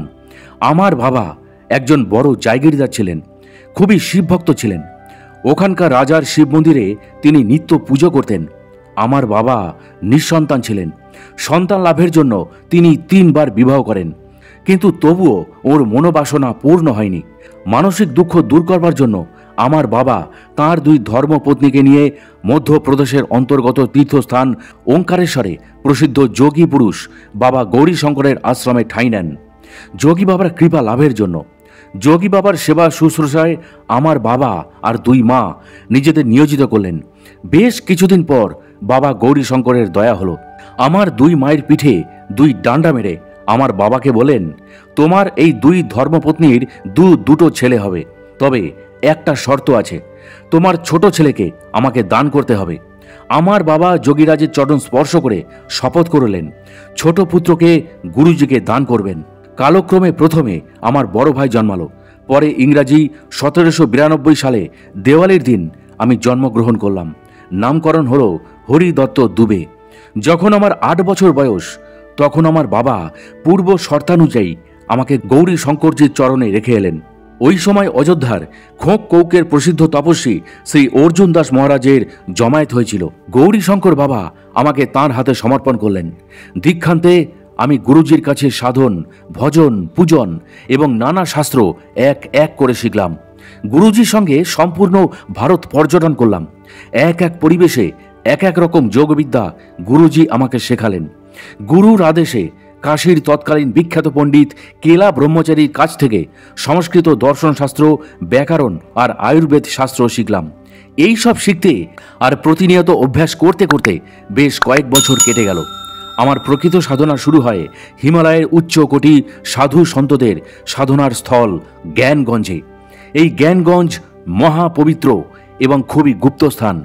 গুরুর কৃপা না হলে এই স্থানের হদিশ আজ পর্যন্ত কেউ পায়নি আর পাবেও না। এখানে আমি মহাবতার বাবাজি মহারাজের দর্শন এবং কৃপা পাই। তাঁরই নির্দেশে আরও 3 জন ব্রহ্মর্ষি, যেমন ফুলেরি বাবা, যার আকৃতি ছিল অনেকটা ভাল্লুকের মতো, লেঙ্গুরিয়া বাবা আর একজন তিব্বতী লামা গণেশ বাবার কাছ থেকে অতীন্দ্রিয় জগতের যোগ রহস্য শিখবার সৌভাগ্য আমার হয়। কুল কুণ্ডলিনী জাগরণ, সহস্রার সিদ্ধিলাভ, কায়কল্প ধারণের নানা পদ্ধতি, পরকায়া প্রবেশ অর্থাৎ দেহটাকে স্থির রেখে অন্য শরীরে প্রবেশ, 10 মহাবিদ্যায় সিদ্ধিলাভ, খণ্ড খণ্ড ক্রিয়াযোগে সিদ্ধিলাভ অর্থাৎ নিজ শরীরের বিভিন্ন অঙ্গ প্রত্যঙ্গ খণ্ড খণ্ড করে ছড়িয়ে দেওয়া, আবার যোগ বলে সব আগের মতো একত্রীকরণ বা জোড়া লাগিয়ে আবার আগের শরীরে ফিরে আনাকেই খণ্ড খণ্ড যোগ বলে, এবং আরও অনেক গুহ্য যোগবিদ্যা শিখি। এই সব উচ্চকোটি মহাপুরুষদের দুর্লভ সান্নিধ্য আমি 32 থেকে 33 বছর লাভ করেছি। এদেরই আদেশে আমি লোকালয়ে নেমে আসি। এই সময়ে নেপাল থেকে খৈরাগড়ের রানী আমার কাছে দীক্ষা নেয়। আমার একটা মন্দিরও খৈরাগড়ে নির্মাণ করেছিল। এসব 1928 সালের আগের কথা, কারণ আমি ওই বছরেই আবার জ্ঞানগঞ্জে চলে যাই। যদি প্রমাণ চাও তবে খৈরাগড়ে খোঁজ খবর নিয়ে দেখতে পারো। ওখানে আমার 150 বছরের রেকর্ড ওরা যত্ন করে রেখে দিয়েছে এখনও। 1928 সালে আমার যখন বয়স 136 বছর, তখন আমার শরীরটা একেবারে জীর্ণ হয়ে যায়। চোখের দৃষ্টি ঝাপসা হয়ে গিয়েছিল, প্রায় অন্ধের মতো অবস্থা। আমার শারীরিক দুরবস্থা দেখে ফুলেরি বাবা বলেছিলেন, এ তো মরে যাবে। আমি অত্যন্ত বিনয়ের সঙ্গে বলেছিলাম, মোক্ষ লাভের জন্য আমি মরতেও রাজি আছি। আমার কথা শুনে উনি আমাকে একটা গুহার মধ্যে ঠেলে দিয়েছিলেন। ওই গুহাতে তপস্যা করতে করতে আমার সম্পূর্ণ শরীর বরফে ঢেকে যায়। তপস্যা ভাঙার পর বরফের আচ্ছাদন থেকে যখন আমি বেরিয়ে আসি, তখন আমার সারা শরীরে মাংসের লেশ মাত্র ছিল না। সারা শরীরটা কঙ্কালে পরিণত হয়ে গিয়েছিল। মহাবতার বাবাজি মহারাজ, ফুলেরি বাবা, লেঙ্গুরিয়া বাবা আর গণেশ লামা বাবা সবাই মিলে আমার দেহে নতুন মাংস লাগিয়ে নতুন রূপ দেন। ওরাই আমার নতুন নাম দেন বরফানি বাবা। এদিকে দাদাজি বরফানি মহারাজের বলা শেষ হলো। এবার লেখক রঞ্জিত বাবুর প্রশ্নের পালা। তিনি তাকে প্রশ্ন করলেন, এই নতুন রূপকে আপনি কায়কল্প বলবেন? এখানে তো সবাই আপনাকে কায়কল্পী যোগী হিসাবে মনে করে, এমনকি আশ্রমের বিভিন্ন কাগজপত্রেও সেইভাবে উল্লেখ আছে। দাদাজি চোখ খুলে লেখক রঞ্জিত বাবুর দিকে তাকালেন। তারপর হঠাৎই তার দৃষ্টি পড়ল তার হাতে উঁচু করে ধরা মাইক্রো টেপ রেকর্ডারটির উপর। কয়েক সেকেন্ড তিনি সেইটার দিকে তাকিয়ে রইলেন। পাশে বসা গৌরাজি হঠাৎ শশব্যস্ত হয়ে লেখকের পাশে রাখা তার ডায়েরিটা নিজের কাছে নিয়ে বললেন, আপনাকে বলেছিলাম টেপ করার আগে ওনার কাছ থেকে অনুমতি চেয়ে নেবেন, নিলেন না। আপনার টেপে আর কিছুই উঠবে না, আপনি প্রশ্ন করে যান, আমি লিখে নিচ্ছি। ডায়েরিটা গৌরাজি নিলেন, কিন্তু লেখক রঞ্জিতবাবু তার টেপ রেকর্ডারের সুইচ অফ করলেন না, ইচ্ছে করেই অন করাই রইল। ডান হাতে ধরা টেপটা শুধু নিচে নামিয়ে ধরে রইলেন। তার মন বলল, মানুষ বিশ্বাসঘাতকতা করতে পারে, যন্ত্র করবে না। তার চাইতে বড় কথা হলো রঞ্জিতবাবু নাস্তিক না হলেও অন্ধ বিশ্বাসী নন।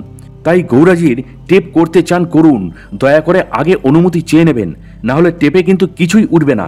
এই কথাটি লেখক রঞ্জিতবাবু মেনে নিতে পারেননি। আর মানতে পারেননি বলেই বরফানি মহারাজের কাছ থেকে অনুমতি নেওয়ার প্রয়োজনও তিনি বোধ করেননি। আরও একটা যুক্তি তার মনে হয়েছিল, গুরুর মাহাত্ম্য অলৌকিকতা প্রচার করার জন্য অনেক ক্ষেত্রেই শিষ্য সামন্তের দল একটু বাড়িয়ে গুরুর সম্পর্কে অনেক অবাস্তব মন গড়া কাহিনী বলে থাকে। এটা তার অভিজ্ঞতার কথা। এতে যে গুরুকেই অবমাননা করা হয় সেটা তারা বোঝেন না। যাই হোক, বরফানি মহারাজ একটু নীরব থেকে আবার বলতে শুরু করলেন, আয়ুর্বেদিক এবং যৌগিক মতে কায়কল্পের বিভিন্ন পদ্ধতি আছে। আধার অনুযায়ী এক একজন এক এক রকম পদ্ধতি অনুসরণ করে। তবে যার সহস্রার সিদ্ধি হয়েছে তাকে এসব কোনো পদ্ধতি অবলম্বন করতে হয় না। যোগী তখন ইচ্ছা করলেই দেহ পরিবর্তন করতে পারেন, আর কায়কল্প করলে তো সম্পূর্ণ চেহারাটাই পরিবর্তন হয়ে যায়। যোগীর অতীত বলে কিছুই থাকে না। আমার দেহটা জীর্ণ হয়ে গিয়েছিল, সেই দেহটাকে তাঁরা মেরামত করে দিয়েছিলেন। আমার রূপ পরিবর্তন তো করে দেননি, বা আমি আমার অতীত জীবনকেও ভুলিনি।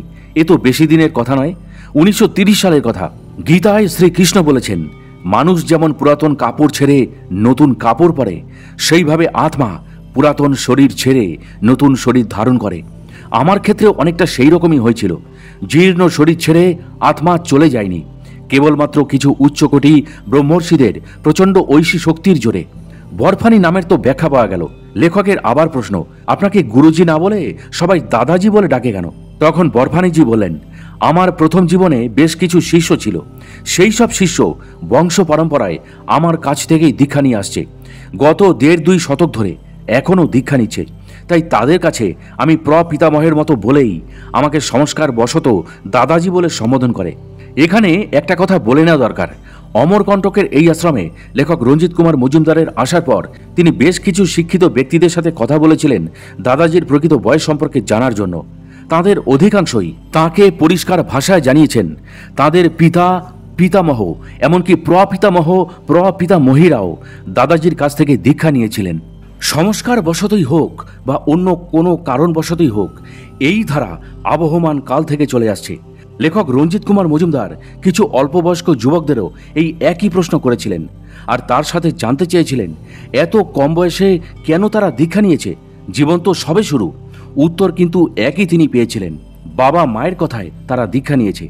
দীক্ষা নিলেই যে সর্বত্যাগী সন্ন্যাসী হতে হবে এমন কোনো কারণ নেই। দাদাজি তেমন কথা কাউকেও বলেন না। তারা এও জানিয়েছিল গুরু হিসাবে দাদাজি কেমন পরিত্রাতা রূপে সমস্ত বিপদ আপদ থেকে তাদের রক্ষা করে চলেছেন। প্রায় সবাই এই বিষয়ে তাদের কিছু না কিছু অলৌকিক অভিজ্ঞতার ঘটনা লেখক রঞ্জিত বাবুকে শুনিয়েছিল। এমনকি রঞ্জিত বাবু আশপাশের কয়েকটা আশ্রমে গিয়েও দাদাজির দীর্ঘায়ুর কথা আশ্রমিকদের অত্যন্ত সম্ভ্রমের সাথে বলতে শুনেছিলেন। হিন্দু ধর্মের মধ্যে যে সম্প্রদায়গত তীব্র প্রতিযোগিতা চলছে, সেখানে প্রতিবেশী আশ্রমিকদের এই সম্ভ্রম প্রকাশ তো ঘটনার সত্যতারই পরিচায়ক। লেখক রঞ্জিত কুমার মজুমদার এই বিষয়ে বিশিষ্ট শিক্ষাবিদ বিলাসপুরের প্রফেসর সুন্দরলাল শর্মা, মুক্ত বিদ্যালয়ের চ্যান্সেলর ডক্টর টি.ডি. শর্মার সঙ্গে কথা বলেছিলেন একাধিকবার ফোনে, যিনি 1990 সালে হিন্দি বলয়ের জনপ্রিয় মাসিক পত্রিকা কাদম্বিনী নভেম্বর মাসের সংস্করণে দাদাজি সম্পর্কে বিশদভাবে লিখেছিলেন। উনি পরিষ্কারভাবে লেখক রঞ্জিত বাবুকে জানিয়েছিলেন বিগত 30 বছরেরও বেশি তিনি বরফানিজির সংস্পর্শে আছেন। বরফানিজির জন্মকাল, স্থান ইত্যাদি সবকিছুই নিজে যাচাই করেই উনি লিখেছিলেন। বরফানিজির জন্মকাল, স্থান সবই নির্ভুল। উনি দাদাজির বিষয়ে রীতিমতো রিসার্চ করেছেন। এরপর লেখক রঞ্জিত বাবু দাদাজি মহারাজকে একটা প্রশ্ন করলেন, আপনার পরিব্রজ্যাকালীন এমন কিছু ঐতিহাসিক ঘটনা আপনার মনে পড়ছে যাতে কোনো না কোনোভাবে আপনি যুক্ত ছিলেন বা আপনার মনে রেখাপাত করেছিল? দাদাজি মহারাজ তখন বললেন, সে তো অনেক ঘটনাই ঘটেছে, লিখতে গেলে শেষ হবে না। আর একটা কথা মনে রেখো, কোনো ঘটনাই যোগীদের মনকে চঞ্চল করে না, মন সদাই নিশ্চল থাকে। তবে একটা ঘটনায় হাজার হাজার মানুষের মৃত্যুতে খুব কষ্ট পেয়েছিলাম। 1934 সালের শেষের দিকের কথা। তখন হিন্দুস্তান পাকিস্তান এক ছিল। আমি তখন বেলুচিস্তানে। পরমেশ্বরের কৃপায় জানতে পেরেছি কোয়েটাতে ভয়ঙ্কর ভূমিকম্প আসন্ন, হাজার হাজার নিরীহ লোকের প্রাণ যাবে। আমি সাবধান করেছিলাম। কথাটা ইংরেজ কালেক্টরের কানে পৌঁছালো। আমাকে ডেকে সাহেব জিজ্ঞাসা করলো, ভূমিকম্প যে হবে তার প্রমাণ কি? আমি বললাম, প্রমাণ কিছু নেই। সাহেবের বিশ্বাস হলো না। 1935 সালে সেই বিধ্বংসী ভূমিকম্পে সমগ্র কোয়েটা শহরটাই ধ্বংস হয়ে গেল। কোয়েটার মতো মারণ ভূমিকম্প আর হয়নি। আমার প্রচুর চেলা মারা যায়। তারপরেই আমি আবার হিমালয়ে চলে যাই। লেখক রঞ্জিতবাবু তখন প্রশ্ন করলেন, আপনি তো আপনার চেলাদের বাঁচাতে পারতেন, তাদের প্রতিও তো আপনার দায়বদ্ধতা ছিল। বরফানি দাদাজি মহারাজ বললেন, হ্যাঁ পারতাম, যদি ওরা সম্পূর্ণ আমার উপর বিশ্বাস রাখত, আমার কথায় আস্থা পোষণ করত। ওদের বিশ্বাস বা আস্থাতেই যে গলদ ছিল। যারা বিশ্বাস করেছে তারা তো বেঁচেই গেছে। আসলে কি জানো, বিশ্বাসটা রাখা চাই, অটুট বিশ্বাস, বিশেষ করে ধর্মক্ষেত্রে।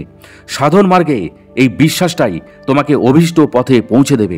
এতে যদি তোমার খামতি থাকে, তবে তোমার সাধনা ভগবত দর্শনের জন্য যে কঠোর কৃচ্ছ সাধন সব মুহূর্তের মধ্যে জলাঞ্জলি হয়ে যাবে। দাদাজি এরপর একটু থামলেন। তার দুই চোখ তখন বোঝা। লেখকের মনে হলো তিনি যেন কি ভাবছেন। গৌরাজি আর লেখক রঞ্জিতবাবু চুপ করে দাদাজির চরণতলে বসে তার দিকে তাকিয়ে রয়েছেন, আরও কিছু শোনার আশায়। এখনও রঞ্জিতবাবুর মনে অনেক প্রশ্ন কিলবিল করছে। সুযোগ যখন তিনি পেয়েছেন সব জানবার চেষ্টা তিনি করবেন। একটা জিনিস লক্ষ্য করে রঞ্জিতবাবু অবাক হচ্ছিলেন। বেশ কিছুক্ষণ বরফানি দাদাজির কাছে বসে রয়েছেন, অথচ তাঁরা দুজন ছাড়া আর কোনো ভক্ত শিষ্যের সেখানে উপস্থিতি নেই। যাও বা দু একজন আসছে, দূর থেকে প্রণাম করে চলে যাচ্ছে। মনে হচ্ছে দাদাজি মহারাজের নীরব নিষেধাজ্ঞা এখানকার উপস্থিত শিষ্য ভক্তদের অন্তরে পৌঁছে গেছে। তাদের দুজনার ছাড়া কারোরই এখন এখানে যেন প্রবেশের অধিকার নেই। এরপর বরফানি দাদাজি মহারাজ চোখ খুলে আবার বলতে শুরু করলেন। পাণ্ডবদের রক্ষাকর্তা ছিলেন শ্রীকৃষ্ণ। পাণ্ডবকুলের সবাই তার উপদেশ অত্যন্ত ভক্তি আর বিশ্বাসের সাথে মেনে চলত। দ্রৌপদীরও বিশ্বাস ছিল, তবে অত প্রবল ছিল না। তার ফলও সে পেল। যখন কৌরব সভায় বয়োজ্যেষ্ঠদের সামনে দুঃশাসন দ্রৌপদীকে বিবস্ত্রা করছিল, তখন চরম লজ্জার হাত থেকে নিজেকে রক্ষা করার জন্য বাঁ হাতে কাপড়ের শেষ প্রান্ত ধরে আর এক হাতে কাতর স্বরে শ্রীকৃষ্ণকে ডেকে ডেকেও কোনো সাড়া পাননি। যখন শেষে দেখলেন আর কোনো পথ নেই লজ্জা নিবারণের, তখন দু হাত তুলে শ্রীকৃষ্ণকে তারস্বরে ডাকতে শুরু করলেন। তখনই শ্রী ভগবান আবির্ভূত হয়ে দ্রৌপদীর লজ্জা নিবারণের জন্য অলক্ষ্য থেকে কাপড়ের যোগান দিয়ে দ্রৌপদীকে নিদারুণ লজ্জার হাত থেকে রক্ষা করলেন। আসলে দুই হাত তুলতে হবে। দুই হাত তোলার অর্থই হলো আত্মসমর্পণ। তুমি যদি সম্পূর্ণভাবে আত্মসমর্পণ করতে পারো, তবেই না তুমি পরমেশ্বরের কৃপা পাবে। আমার তো প্রচুর শিষ্য, কয়েকজন সম্পূর্ণভাবে আমারই ওপর নির্ভর করে। আমি দু হাত তুলে দিয়েছিলাম বলেই তো ভগবান আসন্ন বিধ্বংসী ভূমিকম্পের কথা অনেক আগেই আমাকে কৃপা করে জানিয়ে দিয়েছিলেন। আমিও সর্বমঙ্গলার্থে সবাইকে তা জানিয়েছিলাম। কেউই আমার কথার কোনো গুরুত্ব দেয়নি, তার ফলও ভোগ করতে হয়েছে তাদের। আমি দু হাত তুলে দিয়েছিলাম বলেই ওই রকম মারণ ধ্বংসের হাত থেকে রক্ষা পেয়ে যাই। তখন তো আমার এই দেহটা খুবই জীর্ণ হয়ে গিয়েছিল। আমার শারীরিক শক্তিও ছিল না দৌড়ঝাঁপ করার মতো। যিনি রক্ষা করার মালিক, তিনিই আমাকে রক্ষা করেছিলেন। লেখক রঞ্জিতবাবু প্রশ্ন করে চলেছেন, আর সেই সব প্রশ্নের উত্তর একের পর এক ধীরে ধীরে যা দাদাজি বলেছেন তা গৌরাজি তাঁর ডায়েরিতে কোনো মতে লিখে যাচ্ছেন, অনেকটা শর্ট হ্যান্ডের কায়দায়। কিছুই লেখক রঞ্জিতবাবু পড়তে পারছিলেন না, যদিও এক ফাঁকে গৌরাজি তাকে জানালেন পরে সুন্দরভাবে তিনি গুছিয়ে লিখে দেবেন। লেখক রঞ্জিতবাবু বরফানি মহারাজকে জিজ্ঞাসা করলেন, আপনি বলেছেন জ্ঞানগঞ্জে মহাবতার বাবাজি মহারাজের দুর্লভ সান্নিধ্যে প্রায় 33 বছর পেয়েছেন। এছাড়াও আরও 3 মহাযোগীর পবিত্র সংস্পর্শে আপনি এসেছেন, যাঁদের অসীম কৃপায় অতীন্দ্রিয় জগতের নানা রহস্য জানতে পারেন এবং সিদ্ধি লাভ করেন। সেই সব গুহ্যবিদ্যাও আপনি অত বছর ধরে সাধনার দ্বারা করায়ত্ত করেছেন। এতে কি আমজনতার কোনো উপকার হয়েছে বা হচ্ছে? বরফানি দাদাজি মহারাজ বললেন, আমি ভেলকি বা জাদুটোনা দেখাবার জন্য তো জ্ঞানগঞ্জে গিয়ে উচ্চকোটি মহাপুরুষদের কাছ থেকে এইসব শিখিনি। অতীন্দ্রিয় জগৎ বড়ই রহস্যে ভরা। একমাত্র সদ্গুরুর কৃপা না থাকলে জ্ঞানগঞ্জে পৌঁছানো যায় না। অসীম করুণাময় ঈশ্বরকে জানতে হলে তোমাকে সাধনার দ্বারা ঈশ্বরবৎ হতে হবে, তবেই তুমি ঈশ্বরের কৃপা দর্শন পাবে, নচেত নয়। ঈশ্বর কি মাদারিকা খেল দেখিয়ে বেড়ান? তিনি সর্বমঙ্গলময়, সর্বমঙ্গলের জন্য উন্মুখ। উপযুক্ত আধার পেলে সেই আধারের মাধ্যমে তিনি জগতের মঙ্গল করেন। আমার প্রতি পরমাত্মার সেই কৃপা হয়েছে বলেই তাঁরই নির্দেশে আমি লোকালয়ে নেমে এসেছি মানুষের মঙ্গলের জন্য, মানুষকে সঠিক পথের সন্ধান দেবার জন্য। লেখক রঞ্জিতবাবু তাকে প্রশ্ন করলেন, এখানে মানে এই আশ্রমে এসে একটা জিনিস লক্ষ্য করলাম, আপনার পরিচিত শিষ্য শিষ্যরা বেশিরভাগই হিন্দি বলায় আর গুজরাটেরই বেশি। ভারতের পূর্বাঞ্চলে বিশেষ করে বাংলায় আপনার নাম বা আপনার কর্মধারা বিষয়ে কেউ খুব একটা জানে বলে তো মনে হয় না। অথচ এই বাংলাদেশে শ্রী চৈতন্য দেব থেকে শ্রীকৃষ্ণ, বিবেকানন্দ, বামাখ্যাপা, লোকনাথ ব্রহ্মচারী প্রমুখ কত উচ্চকোটি মহাপুরুষ জন্মেছেন। পৃথিবীব্যাপী তাঁদের নাম মাহাত্ম্য। তাঁদের বয়সের কথা বলতে গেলে শ্রী শ্রী তৈলঙ্গস্বামী 280 বছর দেহে ছিলেন। সারা ভারতবর্ষের ধর্মপরায়ণ মানুষ তাঁর নাম জানে। তারপরেই তো আপনিও 200 বছরের গণ্ডি পেরিয়ে গেছেন, অথচ আপনি বাংলাদেশে একদম অপরিচিত। এর সঠিক কারণ কি? লেখক রঞ্জিত কুমার মজুমদারের কথা শুনে বরফানি দাদাজি মহারাজ হঠাৎই কেমন যেন একটু গম্ভীর হয়ে গেলেন। লেখক রঞ্জিতবাবু তাতে একটু ভয় পেয়ে গেলেন। উৎসাহের আতিশয্যে তাঁর সীমাবদ্ধতা নিশ্চয় তিনি অতিক্রম করে ফেলেছেন। ধর্ম আলোচনা করতে গিয়ে উকিলের মতো জেরা শুরু করেছেন। দাদাজি যেন কাঠগড়ার আসামি, আর রঞ্জিতবাবু যেন বিপক্ষের উকিল, জেরায় জেরবার করে দিচ্ছেন। গৌরাজির দিকে লেখক রঞ্জিতবাবু বোকা বোকা চোখে তাকালেন। মনে হলো গৌরাজিও কি রুষ্ট হচ্ছেন, কিন্তু রঞ্জিতবাবু এদের কি করে বোঝাবেন যে স্বয়ং মহাবতার বাবাজি মহারাজ আর তাঁর পরম ব্রহ্ম শ্রীগুরু মহারাজের যৌথ কৃপা আর আদেশেই অসুস্থ শরীরে তাঁর এখানে আসা। মনের যাবতীয় প্রশ্নের উত্তর স্বয়ং বরফানি মহারাজের কাছ থেকে জেনে নেওয়াই তাঁর একমাত্র উদ্দেশ্য। এমন চিন্তার মাঝেই হঠাৎ বরফানি দাদাজি মহারাজ লেখক রঞ্জিত বাবুর দিকে পূর্ণ দৃষ্টিতে বেশ কয়েক সেকেন্ড তাকালেন। তখনই দুই হাত জড়ো করে লেখক রঞ্জিতবাবু জানালেন, যদি গৌরিত কোনো প্রশ্ন করে থাকেন তবে দয়া করে ক্ষমা যেন তিনি করে দেন। এইবার দাদাজি বললেন, তুমি তো আমাকে অনেক প্রশ্ন করেছ, জবাবও নিশ্চয়ই যথাযথ পেয়েছ। এবার আমার প্রশ্ন, যাতে তোমার প্রশ্নের উত্তর লুকিয়ে আছে। এটা দাদাজি বললেন। এবার তো রঞ্জিতবাবুর সত্যি সত্যি হৃদকম্পের পালা। তিনি তো নিজেকে আকাট মূর্খ মনে করেন, সাধু সঙ্গ করে বেড়ান মনের তাগিদে, আর তাঁর পরমার্থ শ্রীগুরুর ইচ্ছা অনুসারে। শ্রী গুরুজি ভগবান বলতেন, আশপাশটা দেখে আয়, আখেরে কাজে দেবে। লেখক রঞ্জিতবাবু দেখছেন যত শুনেছেন তার চেয়েও ঢের বেশি। তার সাথে আর একটা আপ্তবাক্য তিনি মনে মনে উপলব্ধি করেছিলেন, সমস্ত জড় সকল আর সর্বদেবতার মধ্যে তোমার আরাধ্য দেবতা শ্রীগুরু ভগবানকে দেখবে। তাই দাদাজির কথায় প্রথমটা ঘাবড়ে গিয়ে আপ্তবাক্য সমূহ স্মরণ করে বিনয়ের সাথে রঞ্জিতবাবু বললেন, আজ্ঞা করুন, কি জানতে চান? দাদাজি বললেন, তুমি আমাকে প্রশ্ন করলে বাংলা বা পূর্বাঞ্চলের লোকেরা আমার সম্বন্ধে কিছুই জানে না কেন? বলো তো, তুমি কার আদেশে এখানে এসেছো বা আমার বিষয় লিখতে এসেছো? লেখক বললেন, মহাবতার বাবাজি মহারাজের নির্দেশে। তিনি প্রশ্ন করলেন, কেন? লেখক রঞ্জিতবাবু চুপ করে রইলেন। এই কেনর উত্তর বা অন্তর্নিহিত কোনো ব্যাখ্যাই তার জানা ছিল না। লেখক রঞ্জিতবাবুকে চুপ করে বসে থাকতে দেখে দাদাজি মৃদু হেসে বললেন, কারণ মহাবতার বাবাজি মহারাজ স্বয়ং ইচ্ছা প্রকাশ করেছেন পূর্বাঞ্চলের মানুষ এবার আমার সম্বন্ধে জানুক। তুমি তার দুর্লভ পবিত্র সঙ্গ লাভ করেছ, তার সম্বন্ধে তাঁরই কৃপায় তুমি বাংলাতে তার ওই নতুন লীলা মাহাত্ম্য প্রথম দিচ্ছ। তিনি একমাত্র তোমাকেই তার লীলা মাহাত্ম্য বাংলার মানুষের জন্য লেখবার অনুমতি দিয়েছিলেন। তিনি তো কলকাতায় গিয়েছিলেন দুবার। কতজন লোক তাকে জানতে বা বুঝতে পেরেছিল যে তিনি সেই মহাবতার বাবাজি মহারাজ নবরূপে আবির্ভূত হয়েছেন? অনেকেই মানতে চায়নি, কিন্তু মহাযোগী সীতারাম দাস ওঙ্কারনাথের তাকে চিনতে ভুল হয়নি। সীতারামের মতো একজন ত্রিকালজ্ঞ মহাপুরুষের কোনো অসুবিধাই হয়নি তার পরম গুরুকে চিনে নিতে। বাবাজির মতো মৃত্যুঞ্জয় মহাবতারের কি প্রয়োজন ছিল তোমাকে তার সম্বন্ধে লিখবার অনুমতি দেবার? প্রকৃত কোনো মহাপুরুষের আত্মপরিচয় প্রচার করবার প্রয়োজন হয় না, যদি না কোনো বিশেষ উদ্দেশ্য থাকে। তার হয়তো কোনো উদ্দেশ্য ছিল, তাই তোমাকে দিয়ে লিখেই নিয়েছিলেন। এবার মহাবতারের ইচ্ছা হয়েছে আমার সম্বন্ধে বাংলার মানুষ জানুক, তাই তিনি তোমাকে এখানে পাঠিয়েছেন। লেখক রঞ্জিতবাবুর মনে পড়ে গেল নারায়ণবাবুর কথা। বরফানি দাদাজি মহারাজের অনুমতি চাইবার জন্য যখন উনি তাকে তার কথা বলেছিলেন, তখন সব শুনে দাদাজি মহারাজ মুচকি হেসে নারায়ণবাবুকে বলেছিলেন, ওকে 12ই ফেব্রুয়ারি আসতে বলো। সাধারণত দাদাজি মার্চ মাসে শিবরাত্রির 10-12 দিন আগে অমরকণ্টকে আসেন। এটাই বলতে গেলে প্রথা হয়ে গেছে। এবার সেই চিরাচরিত প্রথা ভেঙে শিবরাত্রির অনেক আগেই তিনি হঠাৎই এসছেন। 20 কিংবা 21শে ফেব্রুয়ারি তার মানসকন্যা কনকেশ্বরী মায়ের সাথে গুজরাটে চলে যাবেন। তবে কি তিনি রঞ্জিতবাবুর জন্যই প্রচলিত প্রথা ভেঙে চলে এসেছেন? কেমন যেন সব গুলিয়ে যাচ্ছে রঞ্জিতবাবুর। তিনি অতি সাধারণ গৃহী মানুষ, না আছে কোনো যৌগ শক্তি, না আছে কোনো তপশ্চর্যা। তিনি শ্রীগুরু মহারাজ আর বাবাজি মহারাজের দিন আজ্ঞা বাহক মাত্র। এত গুহ্যকথা বোঝাবার মতো শক্তি তার নেই। এদের অসীম কৃপায় জীবনে বহু উচ্চকোটি মহাপুরুষদের পবিত্র সঙ্গ তিনি পেয়েছেন, এতেই যেন তিনি ধন্য। বরফানি দাদাজি মহারাজ লেখক রঞ্জিতবাবুকে জিজ্ঞাসা করলেন, আর কি জানতে চাও? দাদাজির প্রশ্নে ছিন্ন হয়ে গেল রঞ্জিতবাবুর চিন্তার জাল। আজ যেন তিনি দান সাগর।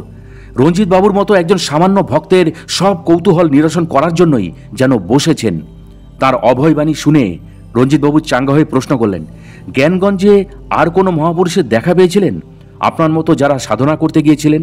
দাদাজি তখন বললেন, অনেক মহাপুরুষই যান, সবাই যার যার সাধনায় মগ্ন থাকেন। ওটা কোনো গল্প করার জায়গা নয়। তবে আমি 3 জনের নাম বলতে পারি। তাদের 2 জন আমার গুরু ভাই সিদ্দিকী সাই বাবা, আরেকজন ফকির বাবা, বাবা তাজউদ্দিন। এই তাজউদ্দিন খুবই উচ্চ মার্গের ফকির ছিলেন। সিদ্ধি লাভ করে নাগপুরে তাজ বাবা নামে একটি মসজিদ প্রতিষ্ঠা করে জনসেবা করতেন। জাতপাত মানতেন না, প্রচুর হিন্দু ভক্ত ছিল ওর। সিদ্দিকী সাই বাবাও খুব শক্তিশালী মহাপুরুষ ছিলেন। কাজ হয়ে গেলে দেহ ছেড়ে দিলেও ভক্তের ডাকে সাড়া দিয়ে এখনো দর্শন দেন। আর একজন ছিলেন দেওহারা বাবা। লোকালয় এসে নানা স্থানে আসন পেতেছিলেন। একটা বাঁশের তৈরি উঁচু মাচাতে থাকতেন বলে তাঁর দেওহারা বাবার নামের থেকেও বেশি প্রসিদ্ধ ছিলেন মাচান বাবা নামে। খুবই শক্তিধর মহাপুরুষ ছিলেন, আমার চাইতেও প্রাচীন ছিলেন। ওনার ব্রহ্মলীন হয় 1990 সালে। ওর নামে বিশ্ববিদ্যালয় আছে। এলাহাবাদে আশ্রম করেছিলেন। যদি পারো তবে ওনার সম্বন্ধে কিছু লিখো। বাঙালি সমাজে ওর তেমন প্রচার নেই। বরফানি দাদাজি মহারাজ চোখ দুটি তখনও বুজে বসে আছেন। মনে হলো তিনি আত্মস্থ হয়ে দেওরাহা বাবার সাথে এই মুহূর্তে যুক্ত হয়ে পড়েছেন। তাঁর দিকে অপলক দৃষ্টিতে তাকিয়ে রয়েছেন রঞ্জিত বাবু, আর মনে মনে প্রার্থনা করে চলেছেন। তিনি দেওহারা বাবা বা মাচান বাবার নাম কোনোদিন শোনেননি, তার সম্বন্ধে কিছুই যেন জানেন না। কৃপা করে আজকে যখন এরকম একজন মহাত্মার কথা জানালে, আবার আদেশও দিলে তার সম্বন্ধে কিছু লিখতে, তাহলে তুমি আমাকে পথ দেখিয়ে দিও হে প্রভু। রঞ্জিতবাবুর আন্তরিক প্রার্থনা সেদিন বরফানি দাদাজি মহারাজের কাছে পৌঁছে গিয়েছিল এবং তা মঞ্জুরও হয়েছিল। তার প্রমাণ তিনি পেলেন 8 মাস বাদে 2008 সালের অক্টোবর মাসে দৈনিক বর্তমান পত্রিকায় যখন সংক্ষিপ্তাকারে রঞ্জিতবাবুর এই লেখাটি প্রকাশিত হলো। তখন লেখক রঞ্জিতবাবু দাদাজিকে জিজ্ঞাসা করলেন, আপনি এখনও কোন কোন মহাপুরুষদের স্মরণ করলে তাদের দর্শন পান?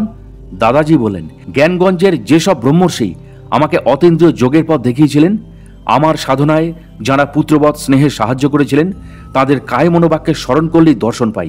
লেখক বললেন, আপনি কথা প্রসঙ্গে বলেছিলেন মহাবতার বাবাজি মহারাজ ছাড়াও আরও 3 জন উচ্চকোটির মহাত্মার দুর্লভ সান্নিধ্য লাভ করেছিলেন।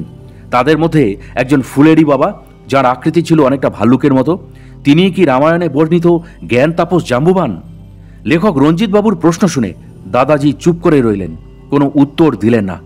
তিনি বুঝলেন তাঁর এই প্রশ্নের উত্তর দাদাজি দেবেন না। ভাবটা তোমার যা ধারণা করার করতে পারো, আমি এই বিষয়ে যতটুকু জানবার জানিয়েছি, এর বেশি কিছু জানতে চেও না, জবাব পাবে না। বরফানি দাদাজি নিজের মনেই ধীরে ধীরে আবার বলতে শুরু করলেন, মহাবতারের দর্শন পেতে সময় লাগে, সহজে ধরা দেন না। তবে ওনার সন্তানবৎ শিষ্য যোগীরাজ শ্রী শ্যামাচরণ লাহিড়ীর দর্শন আমার এখনো পর্যন্ত 3 বার হয়েছে। 1969 সালে বিলাসপুরে, 1980 সালে উজ্জয়িনীর কুম্ভমেলায়, আর 2004-এ এই আশ্রমে। এছাড়া অশ্বত্থামার 3 বার দর্শন হয়েছে। লম্বা কঙ্কাল সার চেহারা। আমি ওর মাথায় ঘি লাগিয়ে সেবা করেছি এই আশ্রমেই। দাদাজি মহারাজ যেন সেই সুখ স্মৃতিচারণে তাঁর 2টি চোখ বন্ধ করে আত্মস্থ হয়ে গেলেন। এই অবসরে দাদাজির কথার সত্যাসত্য বিচারে লেখক রঞ্জিতবাবুর অনুসন্ধিৎস মনে শ্রীধর গৌড়ার বলা একটা ঘটনা মনে পড়ে গেল। আশ্রমে থাকাকালীন গৌরাজি একদিন তার ঘরে এসে দাদাজির সাথে শ্রী শ্রী যোগীরাজ শ্যামাচরণ লাহিড়ী মশাইয়ের সাক্ষাৎকার সম্বন্ধে একটা ঘটনা বলেছিলেন, যেখানে গৌরাজি স্বয়ং উপস্থিত ছিলেন। প্রায় সঙ্গে সঙ্গেই বরফানি দাদাজি মহারাজ রঞ্জিতবাবুকে জিজ্ঞাসা করলেন, আর কহি জানকারি? দাদাজির কথায় চিন্তাসূত্র ছিন্ন হয়ে গেল রঞ্জিতবাবুর। আরও কিছু জানবার আছে? দাদাজি আজ যেন কল্পতরু। যাবতীয় প্রশ্নের উত্তর, কোনো সংশয় যদি থাকে, সব কিছুর আজ তিনি সমাধান করে দেবার জন্যই যেন বসে আছেন। এমন সুযোগ হাজারে একবারও মেলে কিনা রঞ্জিতবাবুর সন্দেহ। তিনিও এই সুযোগ হাতছাড়া করতে রাজি নন। তিনি প্রশ্ন করলেন, ভারতবর্ষে আরও মনোরম স্থান, নানা তীর্থক্ষেত্র থাকতে এই অমরকণ্টকে কেন আশ্রম করলেন? দাদাজি বললেন, এখানে নর্মদা মায়ের উৎসস্থলেই আশ্রম করার আদেশ ছিল আমার ওপর। আর একটা কথা জেনে রাখো, সবচাইতে পবিত্রতম অঞ্চল হলো এই অমরকণ্টক। এখানে পবিত্র নর্মদা নদীর উৎসস্থল। দেবতারা ছাড়া কত ঋষি মহাঋষি ব্রহ্মর্ষির দল সূক্ষ্ম দেহে এখানে সবসময় বিচরণ করেন। 1962 সালে যখন চীন ভারত আক্রমণ করলো, তখন আমি মানস সরোবরে ছিলাম। জ্ঞানগঞ্জ যেমন মহাপবিত্র স্থান, তেমনি মানস সরোবরও। ওখানে পরমার্থে সাধনা করতে হলে গুরুর কৃপা চাই। সাধারণত সেই সব মহাপুরুষ জ্ঞানগঞ্জে সাধনা করে থাকেন, তারা অবশ্যই মানস সরোবরে যাবেনই। সেখানেও অনেক গুপ্ত স্থান আছে, সরোবর আছে যার সুলুক সন্ধান একমাত্র ওই ব্রহ্মর্ষিরাই জানেন। অসহনীয় ঠান্ডা। ওই ঠান্ডায় প্রত্যেক সাধককে নিয়মিত স্নান করতে হয়। আমাকেও করতে হতো। প্রথম খুবই কষ্ট হতো। মনে হতো জলেই বরফ হয়ে জমে যাব। মনে মনে গুরুদের স্মরণ করতাম। একদিন ভোরবেলায় স্নানের সময় একজন মহাত্মা এসে হাজির। আমার অবস্থা দেখে জিজ্ঞাসা করলেন যে আমি ঠান্ডায় কষ্ট পাচ্ছি কিনা। সত্য গোপন না করে স্বীকার করলাম, খুবই কষ্ট হচ্ছে। তিনি আমার কথা শুনে তার ঝুলি থেকে 2টো ছোট ছোট ফল দিলেন। চিনতে পারলাম না কি ফল। বললেন ফল 2টো খেয়ে নিতে, তাহলে আর ঠান্ডায় কাবু হতে হবে না। মহাত্মার কথা মতো অম্লান বদনে ফল 2টো খেয়ে ফেললাম। মানস সরোবরে থাকাকালীন বা পরে হরিদ্বার পরিব্রজ্জাকালে আমি দিগ্বসন ছিলাম, সারা শরীরে কোনো বস্ত্র ছিল না। যাই হোক, সেই মহাত্মার দেওয়া ফল দুটি খেয়ে আমার শরীরে এক অভূতপূর্ব শক্তি ফিরে পেলাম। নিমেষের মধ্যেই সারা শরীরটা গরম হয়ে গেল। যতদিন ওখানে ছিলাম কোনো ঠান্ডাই অনুভব করিনি। ওই 62 সালেই আমি প্রথমে হরিদ্বার, পরে সোজা মা নর্মদার উৎসস্থল অমরকণ্টকে এসে হাজির হই। স্থানটা আমার খুব পছন্দ হলো। মায়ের কাছে প্রার্থনা করলাম তার কাছে থাকবো বলে। দয়াময়ী মা আমার প্রার্থনা শুনলেন। মায়ের অশেষ কৃপায় এই আশ্রম তৈরি হলো। লেখক রঞ্জিত বাবু দাদাজি মহারাজকে প্রশ্ন করলেন, এই আশ্রম প্রতিষ্ঠার মূল উদ্দেশ্য কি? তিনি বললেন, যত সময় যাচ্ছে সাধারণ মানুষের মন থেকে ততই ধর্মীয় ভাব কমে যাচ্ছে। তারা আসলকে ছেড়ে অলীক বস্তুর পিছনে ছুটছে। ফলে জীবন যন্ত্রণা ক্রমশই বাড়ছে। মানসিক শান্তির বদলে অশান্তির আগুনে জ্বলে পুড়ে মরছে। সনাতন হিন্দু ধর্মের গৌরবময় ঐতিহ্য আজ বিপন্ন। পাশ্চাত্যের আচার আচরণে মানুষ ধর্মকে ভুলতে বসছে। আম জনতার অনেক গুহ্যবিদ্যা আর যৌগক্রিয়া যা ক্রমশ লুপ্ত হয়ে যাচ্ছে, তা আবার প্রচলিত করা যার দ্বারা মানবজাতির মঙ্গল হবে। হিংসা, দেশ ইত্যাদি দূর করে মানুষের মধ্যে প্রেমের মহান বার্তা পৌঁছানো, যা হাজার হাজার বছর আগে আমাদের দেশের মুনি ঋষিরা করেছিলেন। লেখক রঞ্জিত কুমার মজুমদার দাদাজি মহারাজকে প্রশ্ন করলেন, আপনি কি আশাবাদী এই রকম পরিবেশ আপনার আশ্রমের দ্বারা, যা উত্তর বলয় এবং পশ্চিম বলয়ে ছড়িয়ে ছিটিয়ে আছে, তা একদিন ভারতের নানা প্রান্তে ছড়িয়ে পড়বে? এ তো এক মহাযজ্ঞ।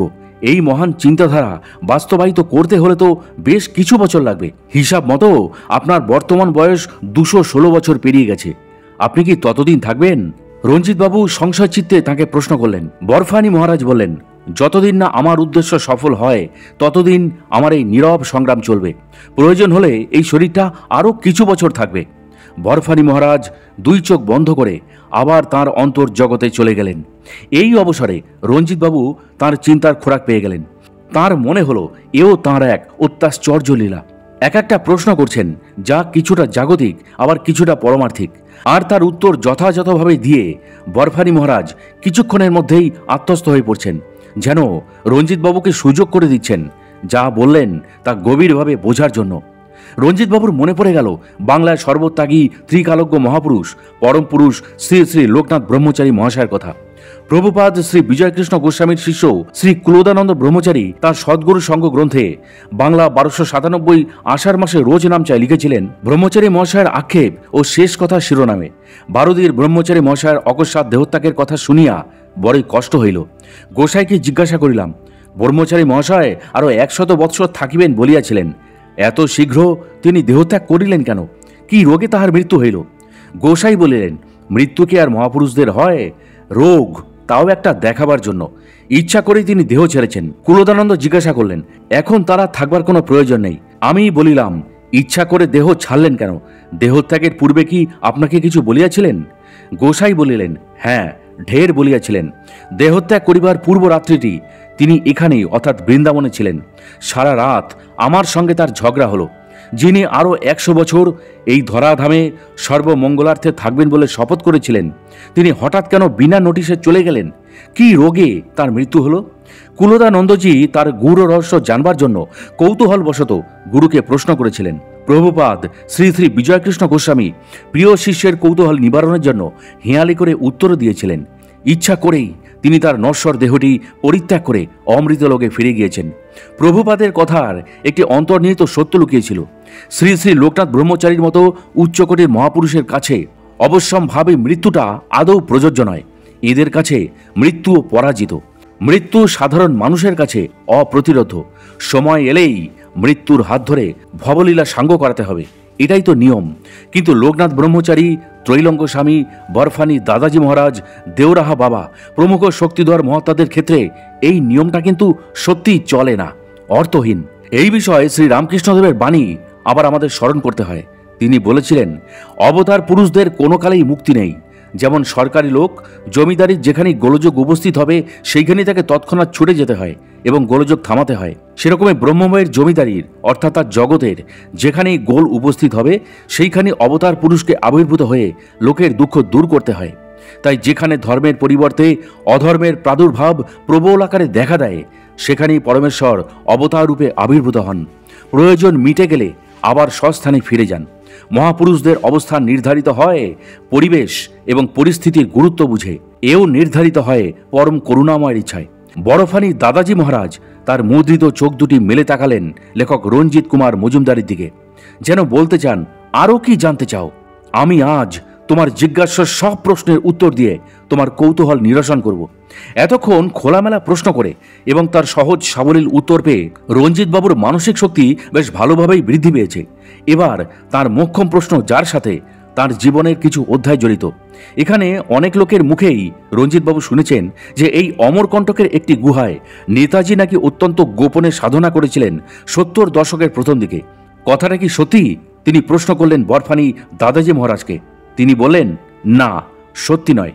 বেশ প্রত্যয়ের সঙ্গে দাদাজি বললেন, তিনি এখানে একটা গুহায় তপস্যা করেছিলেন।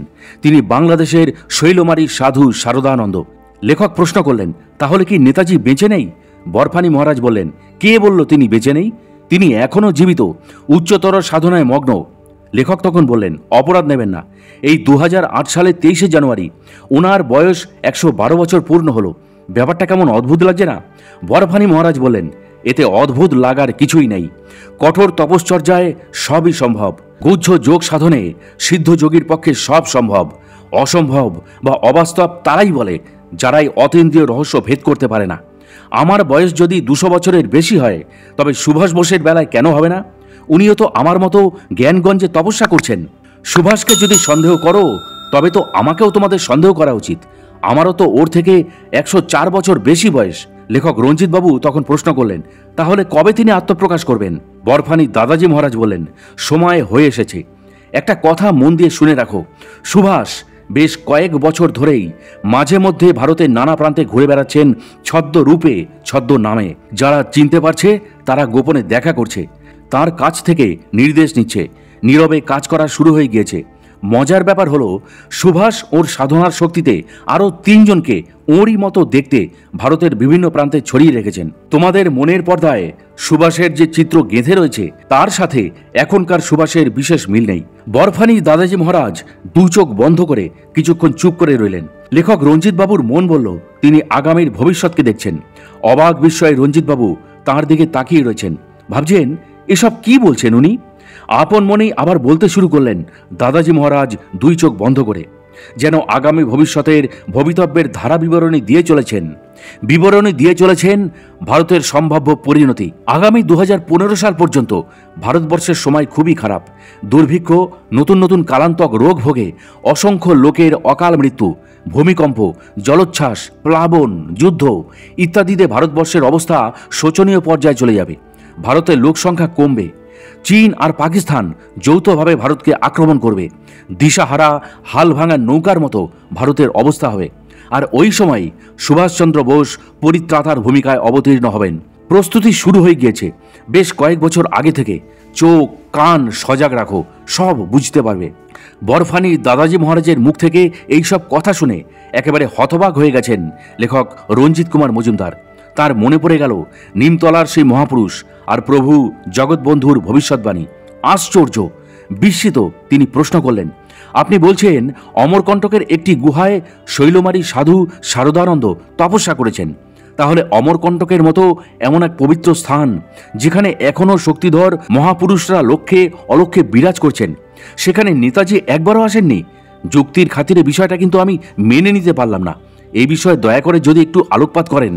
লেখক রঞ্জিত কুমার মজুমদারের এই কথা শুনে মৃদু হেসে দাদাজি মহারাজ বলেন, আমি যদি তোমাকে সব বলে দেব, তবে তুমি কি করতে এখানে এসছো?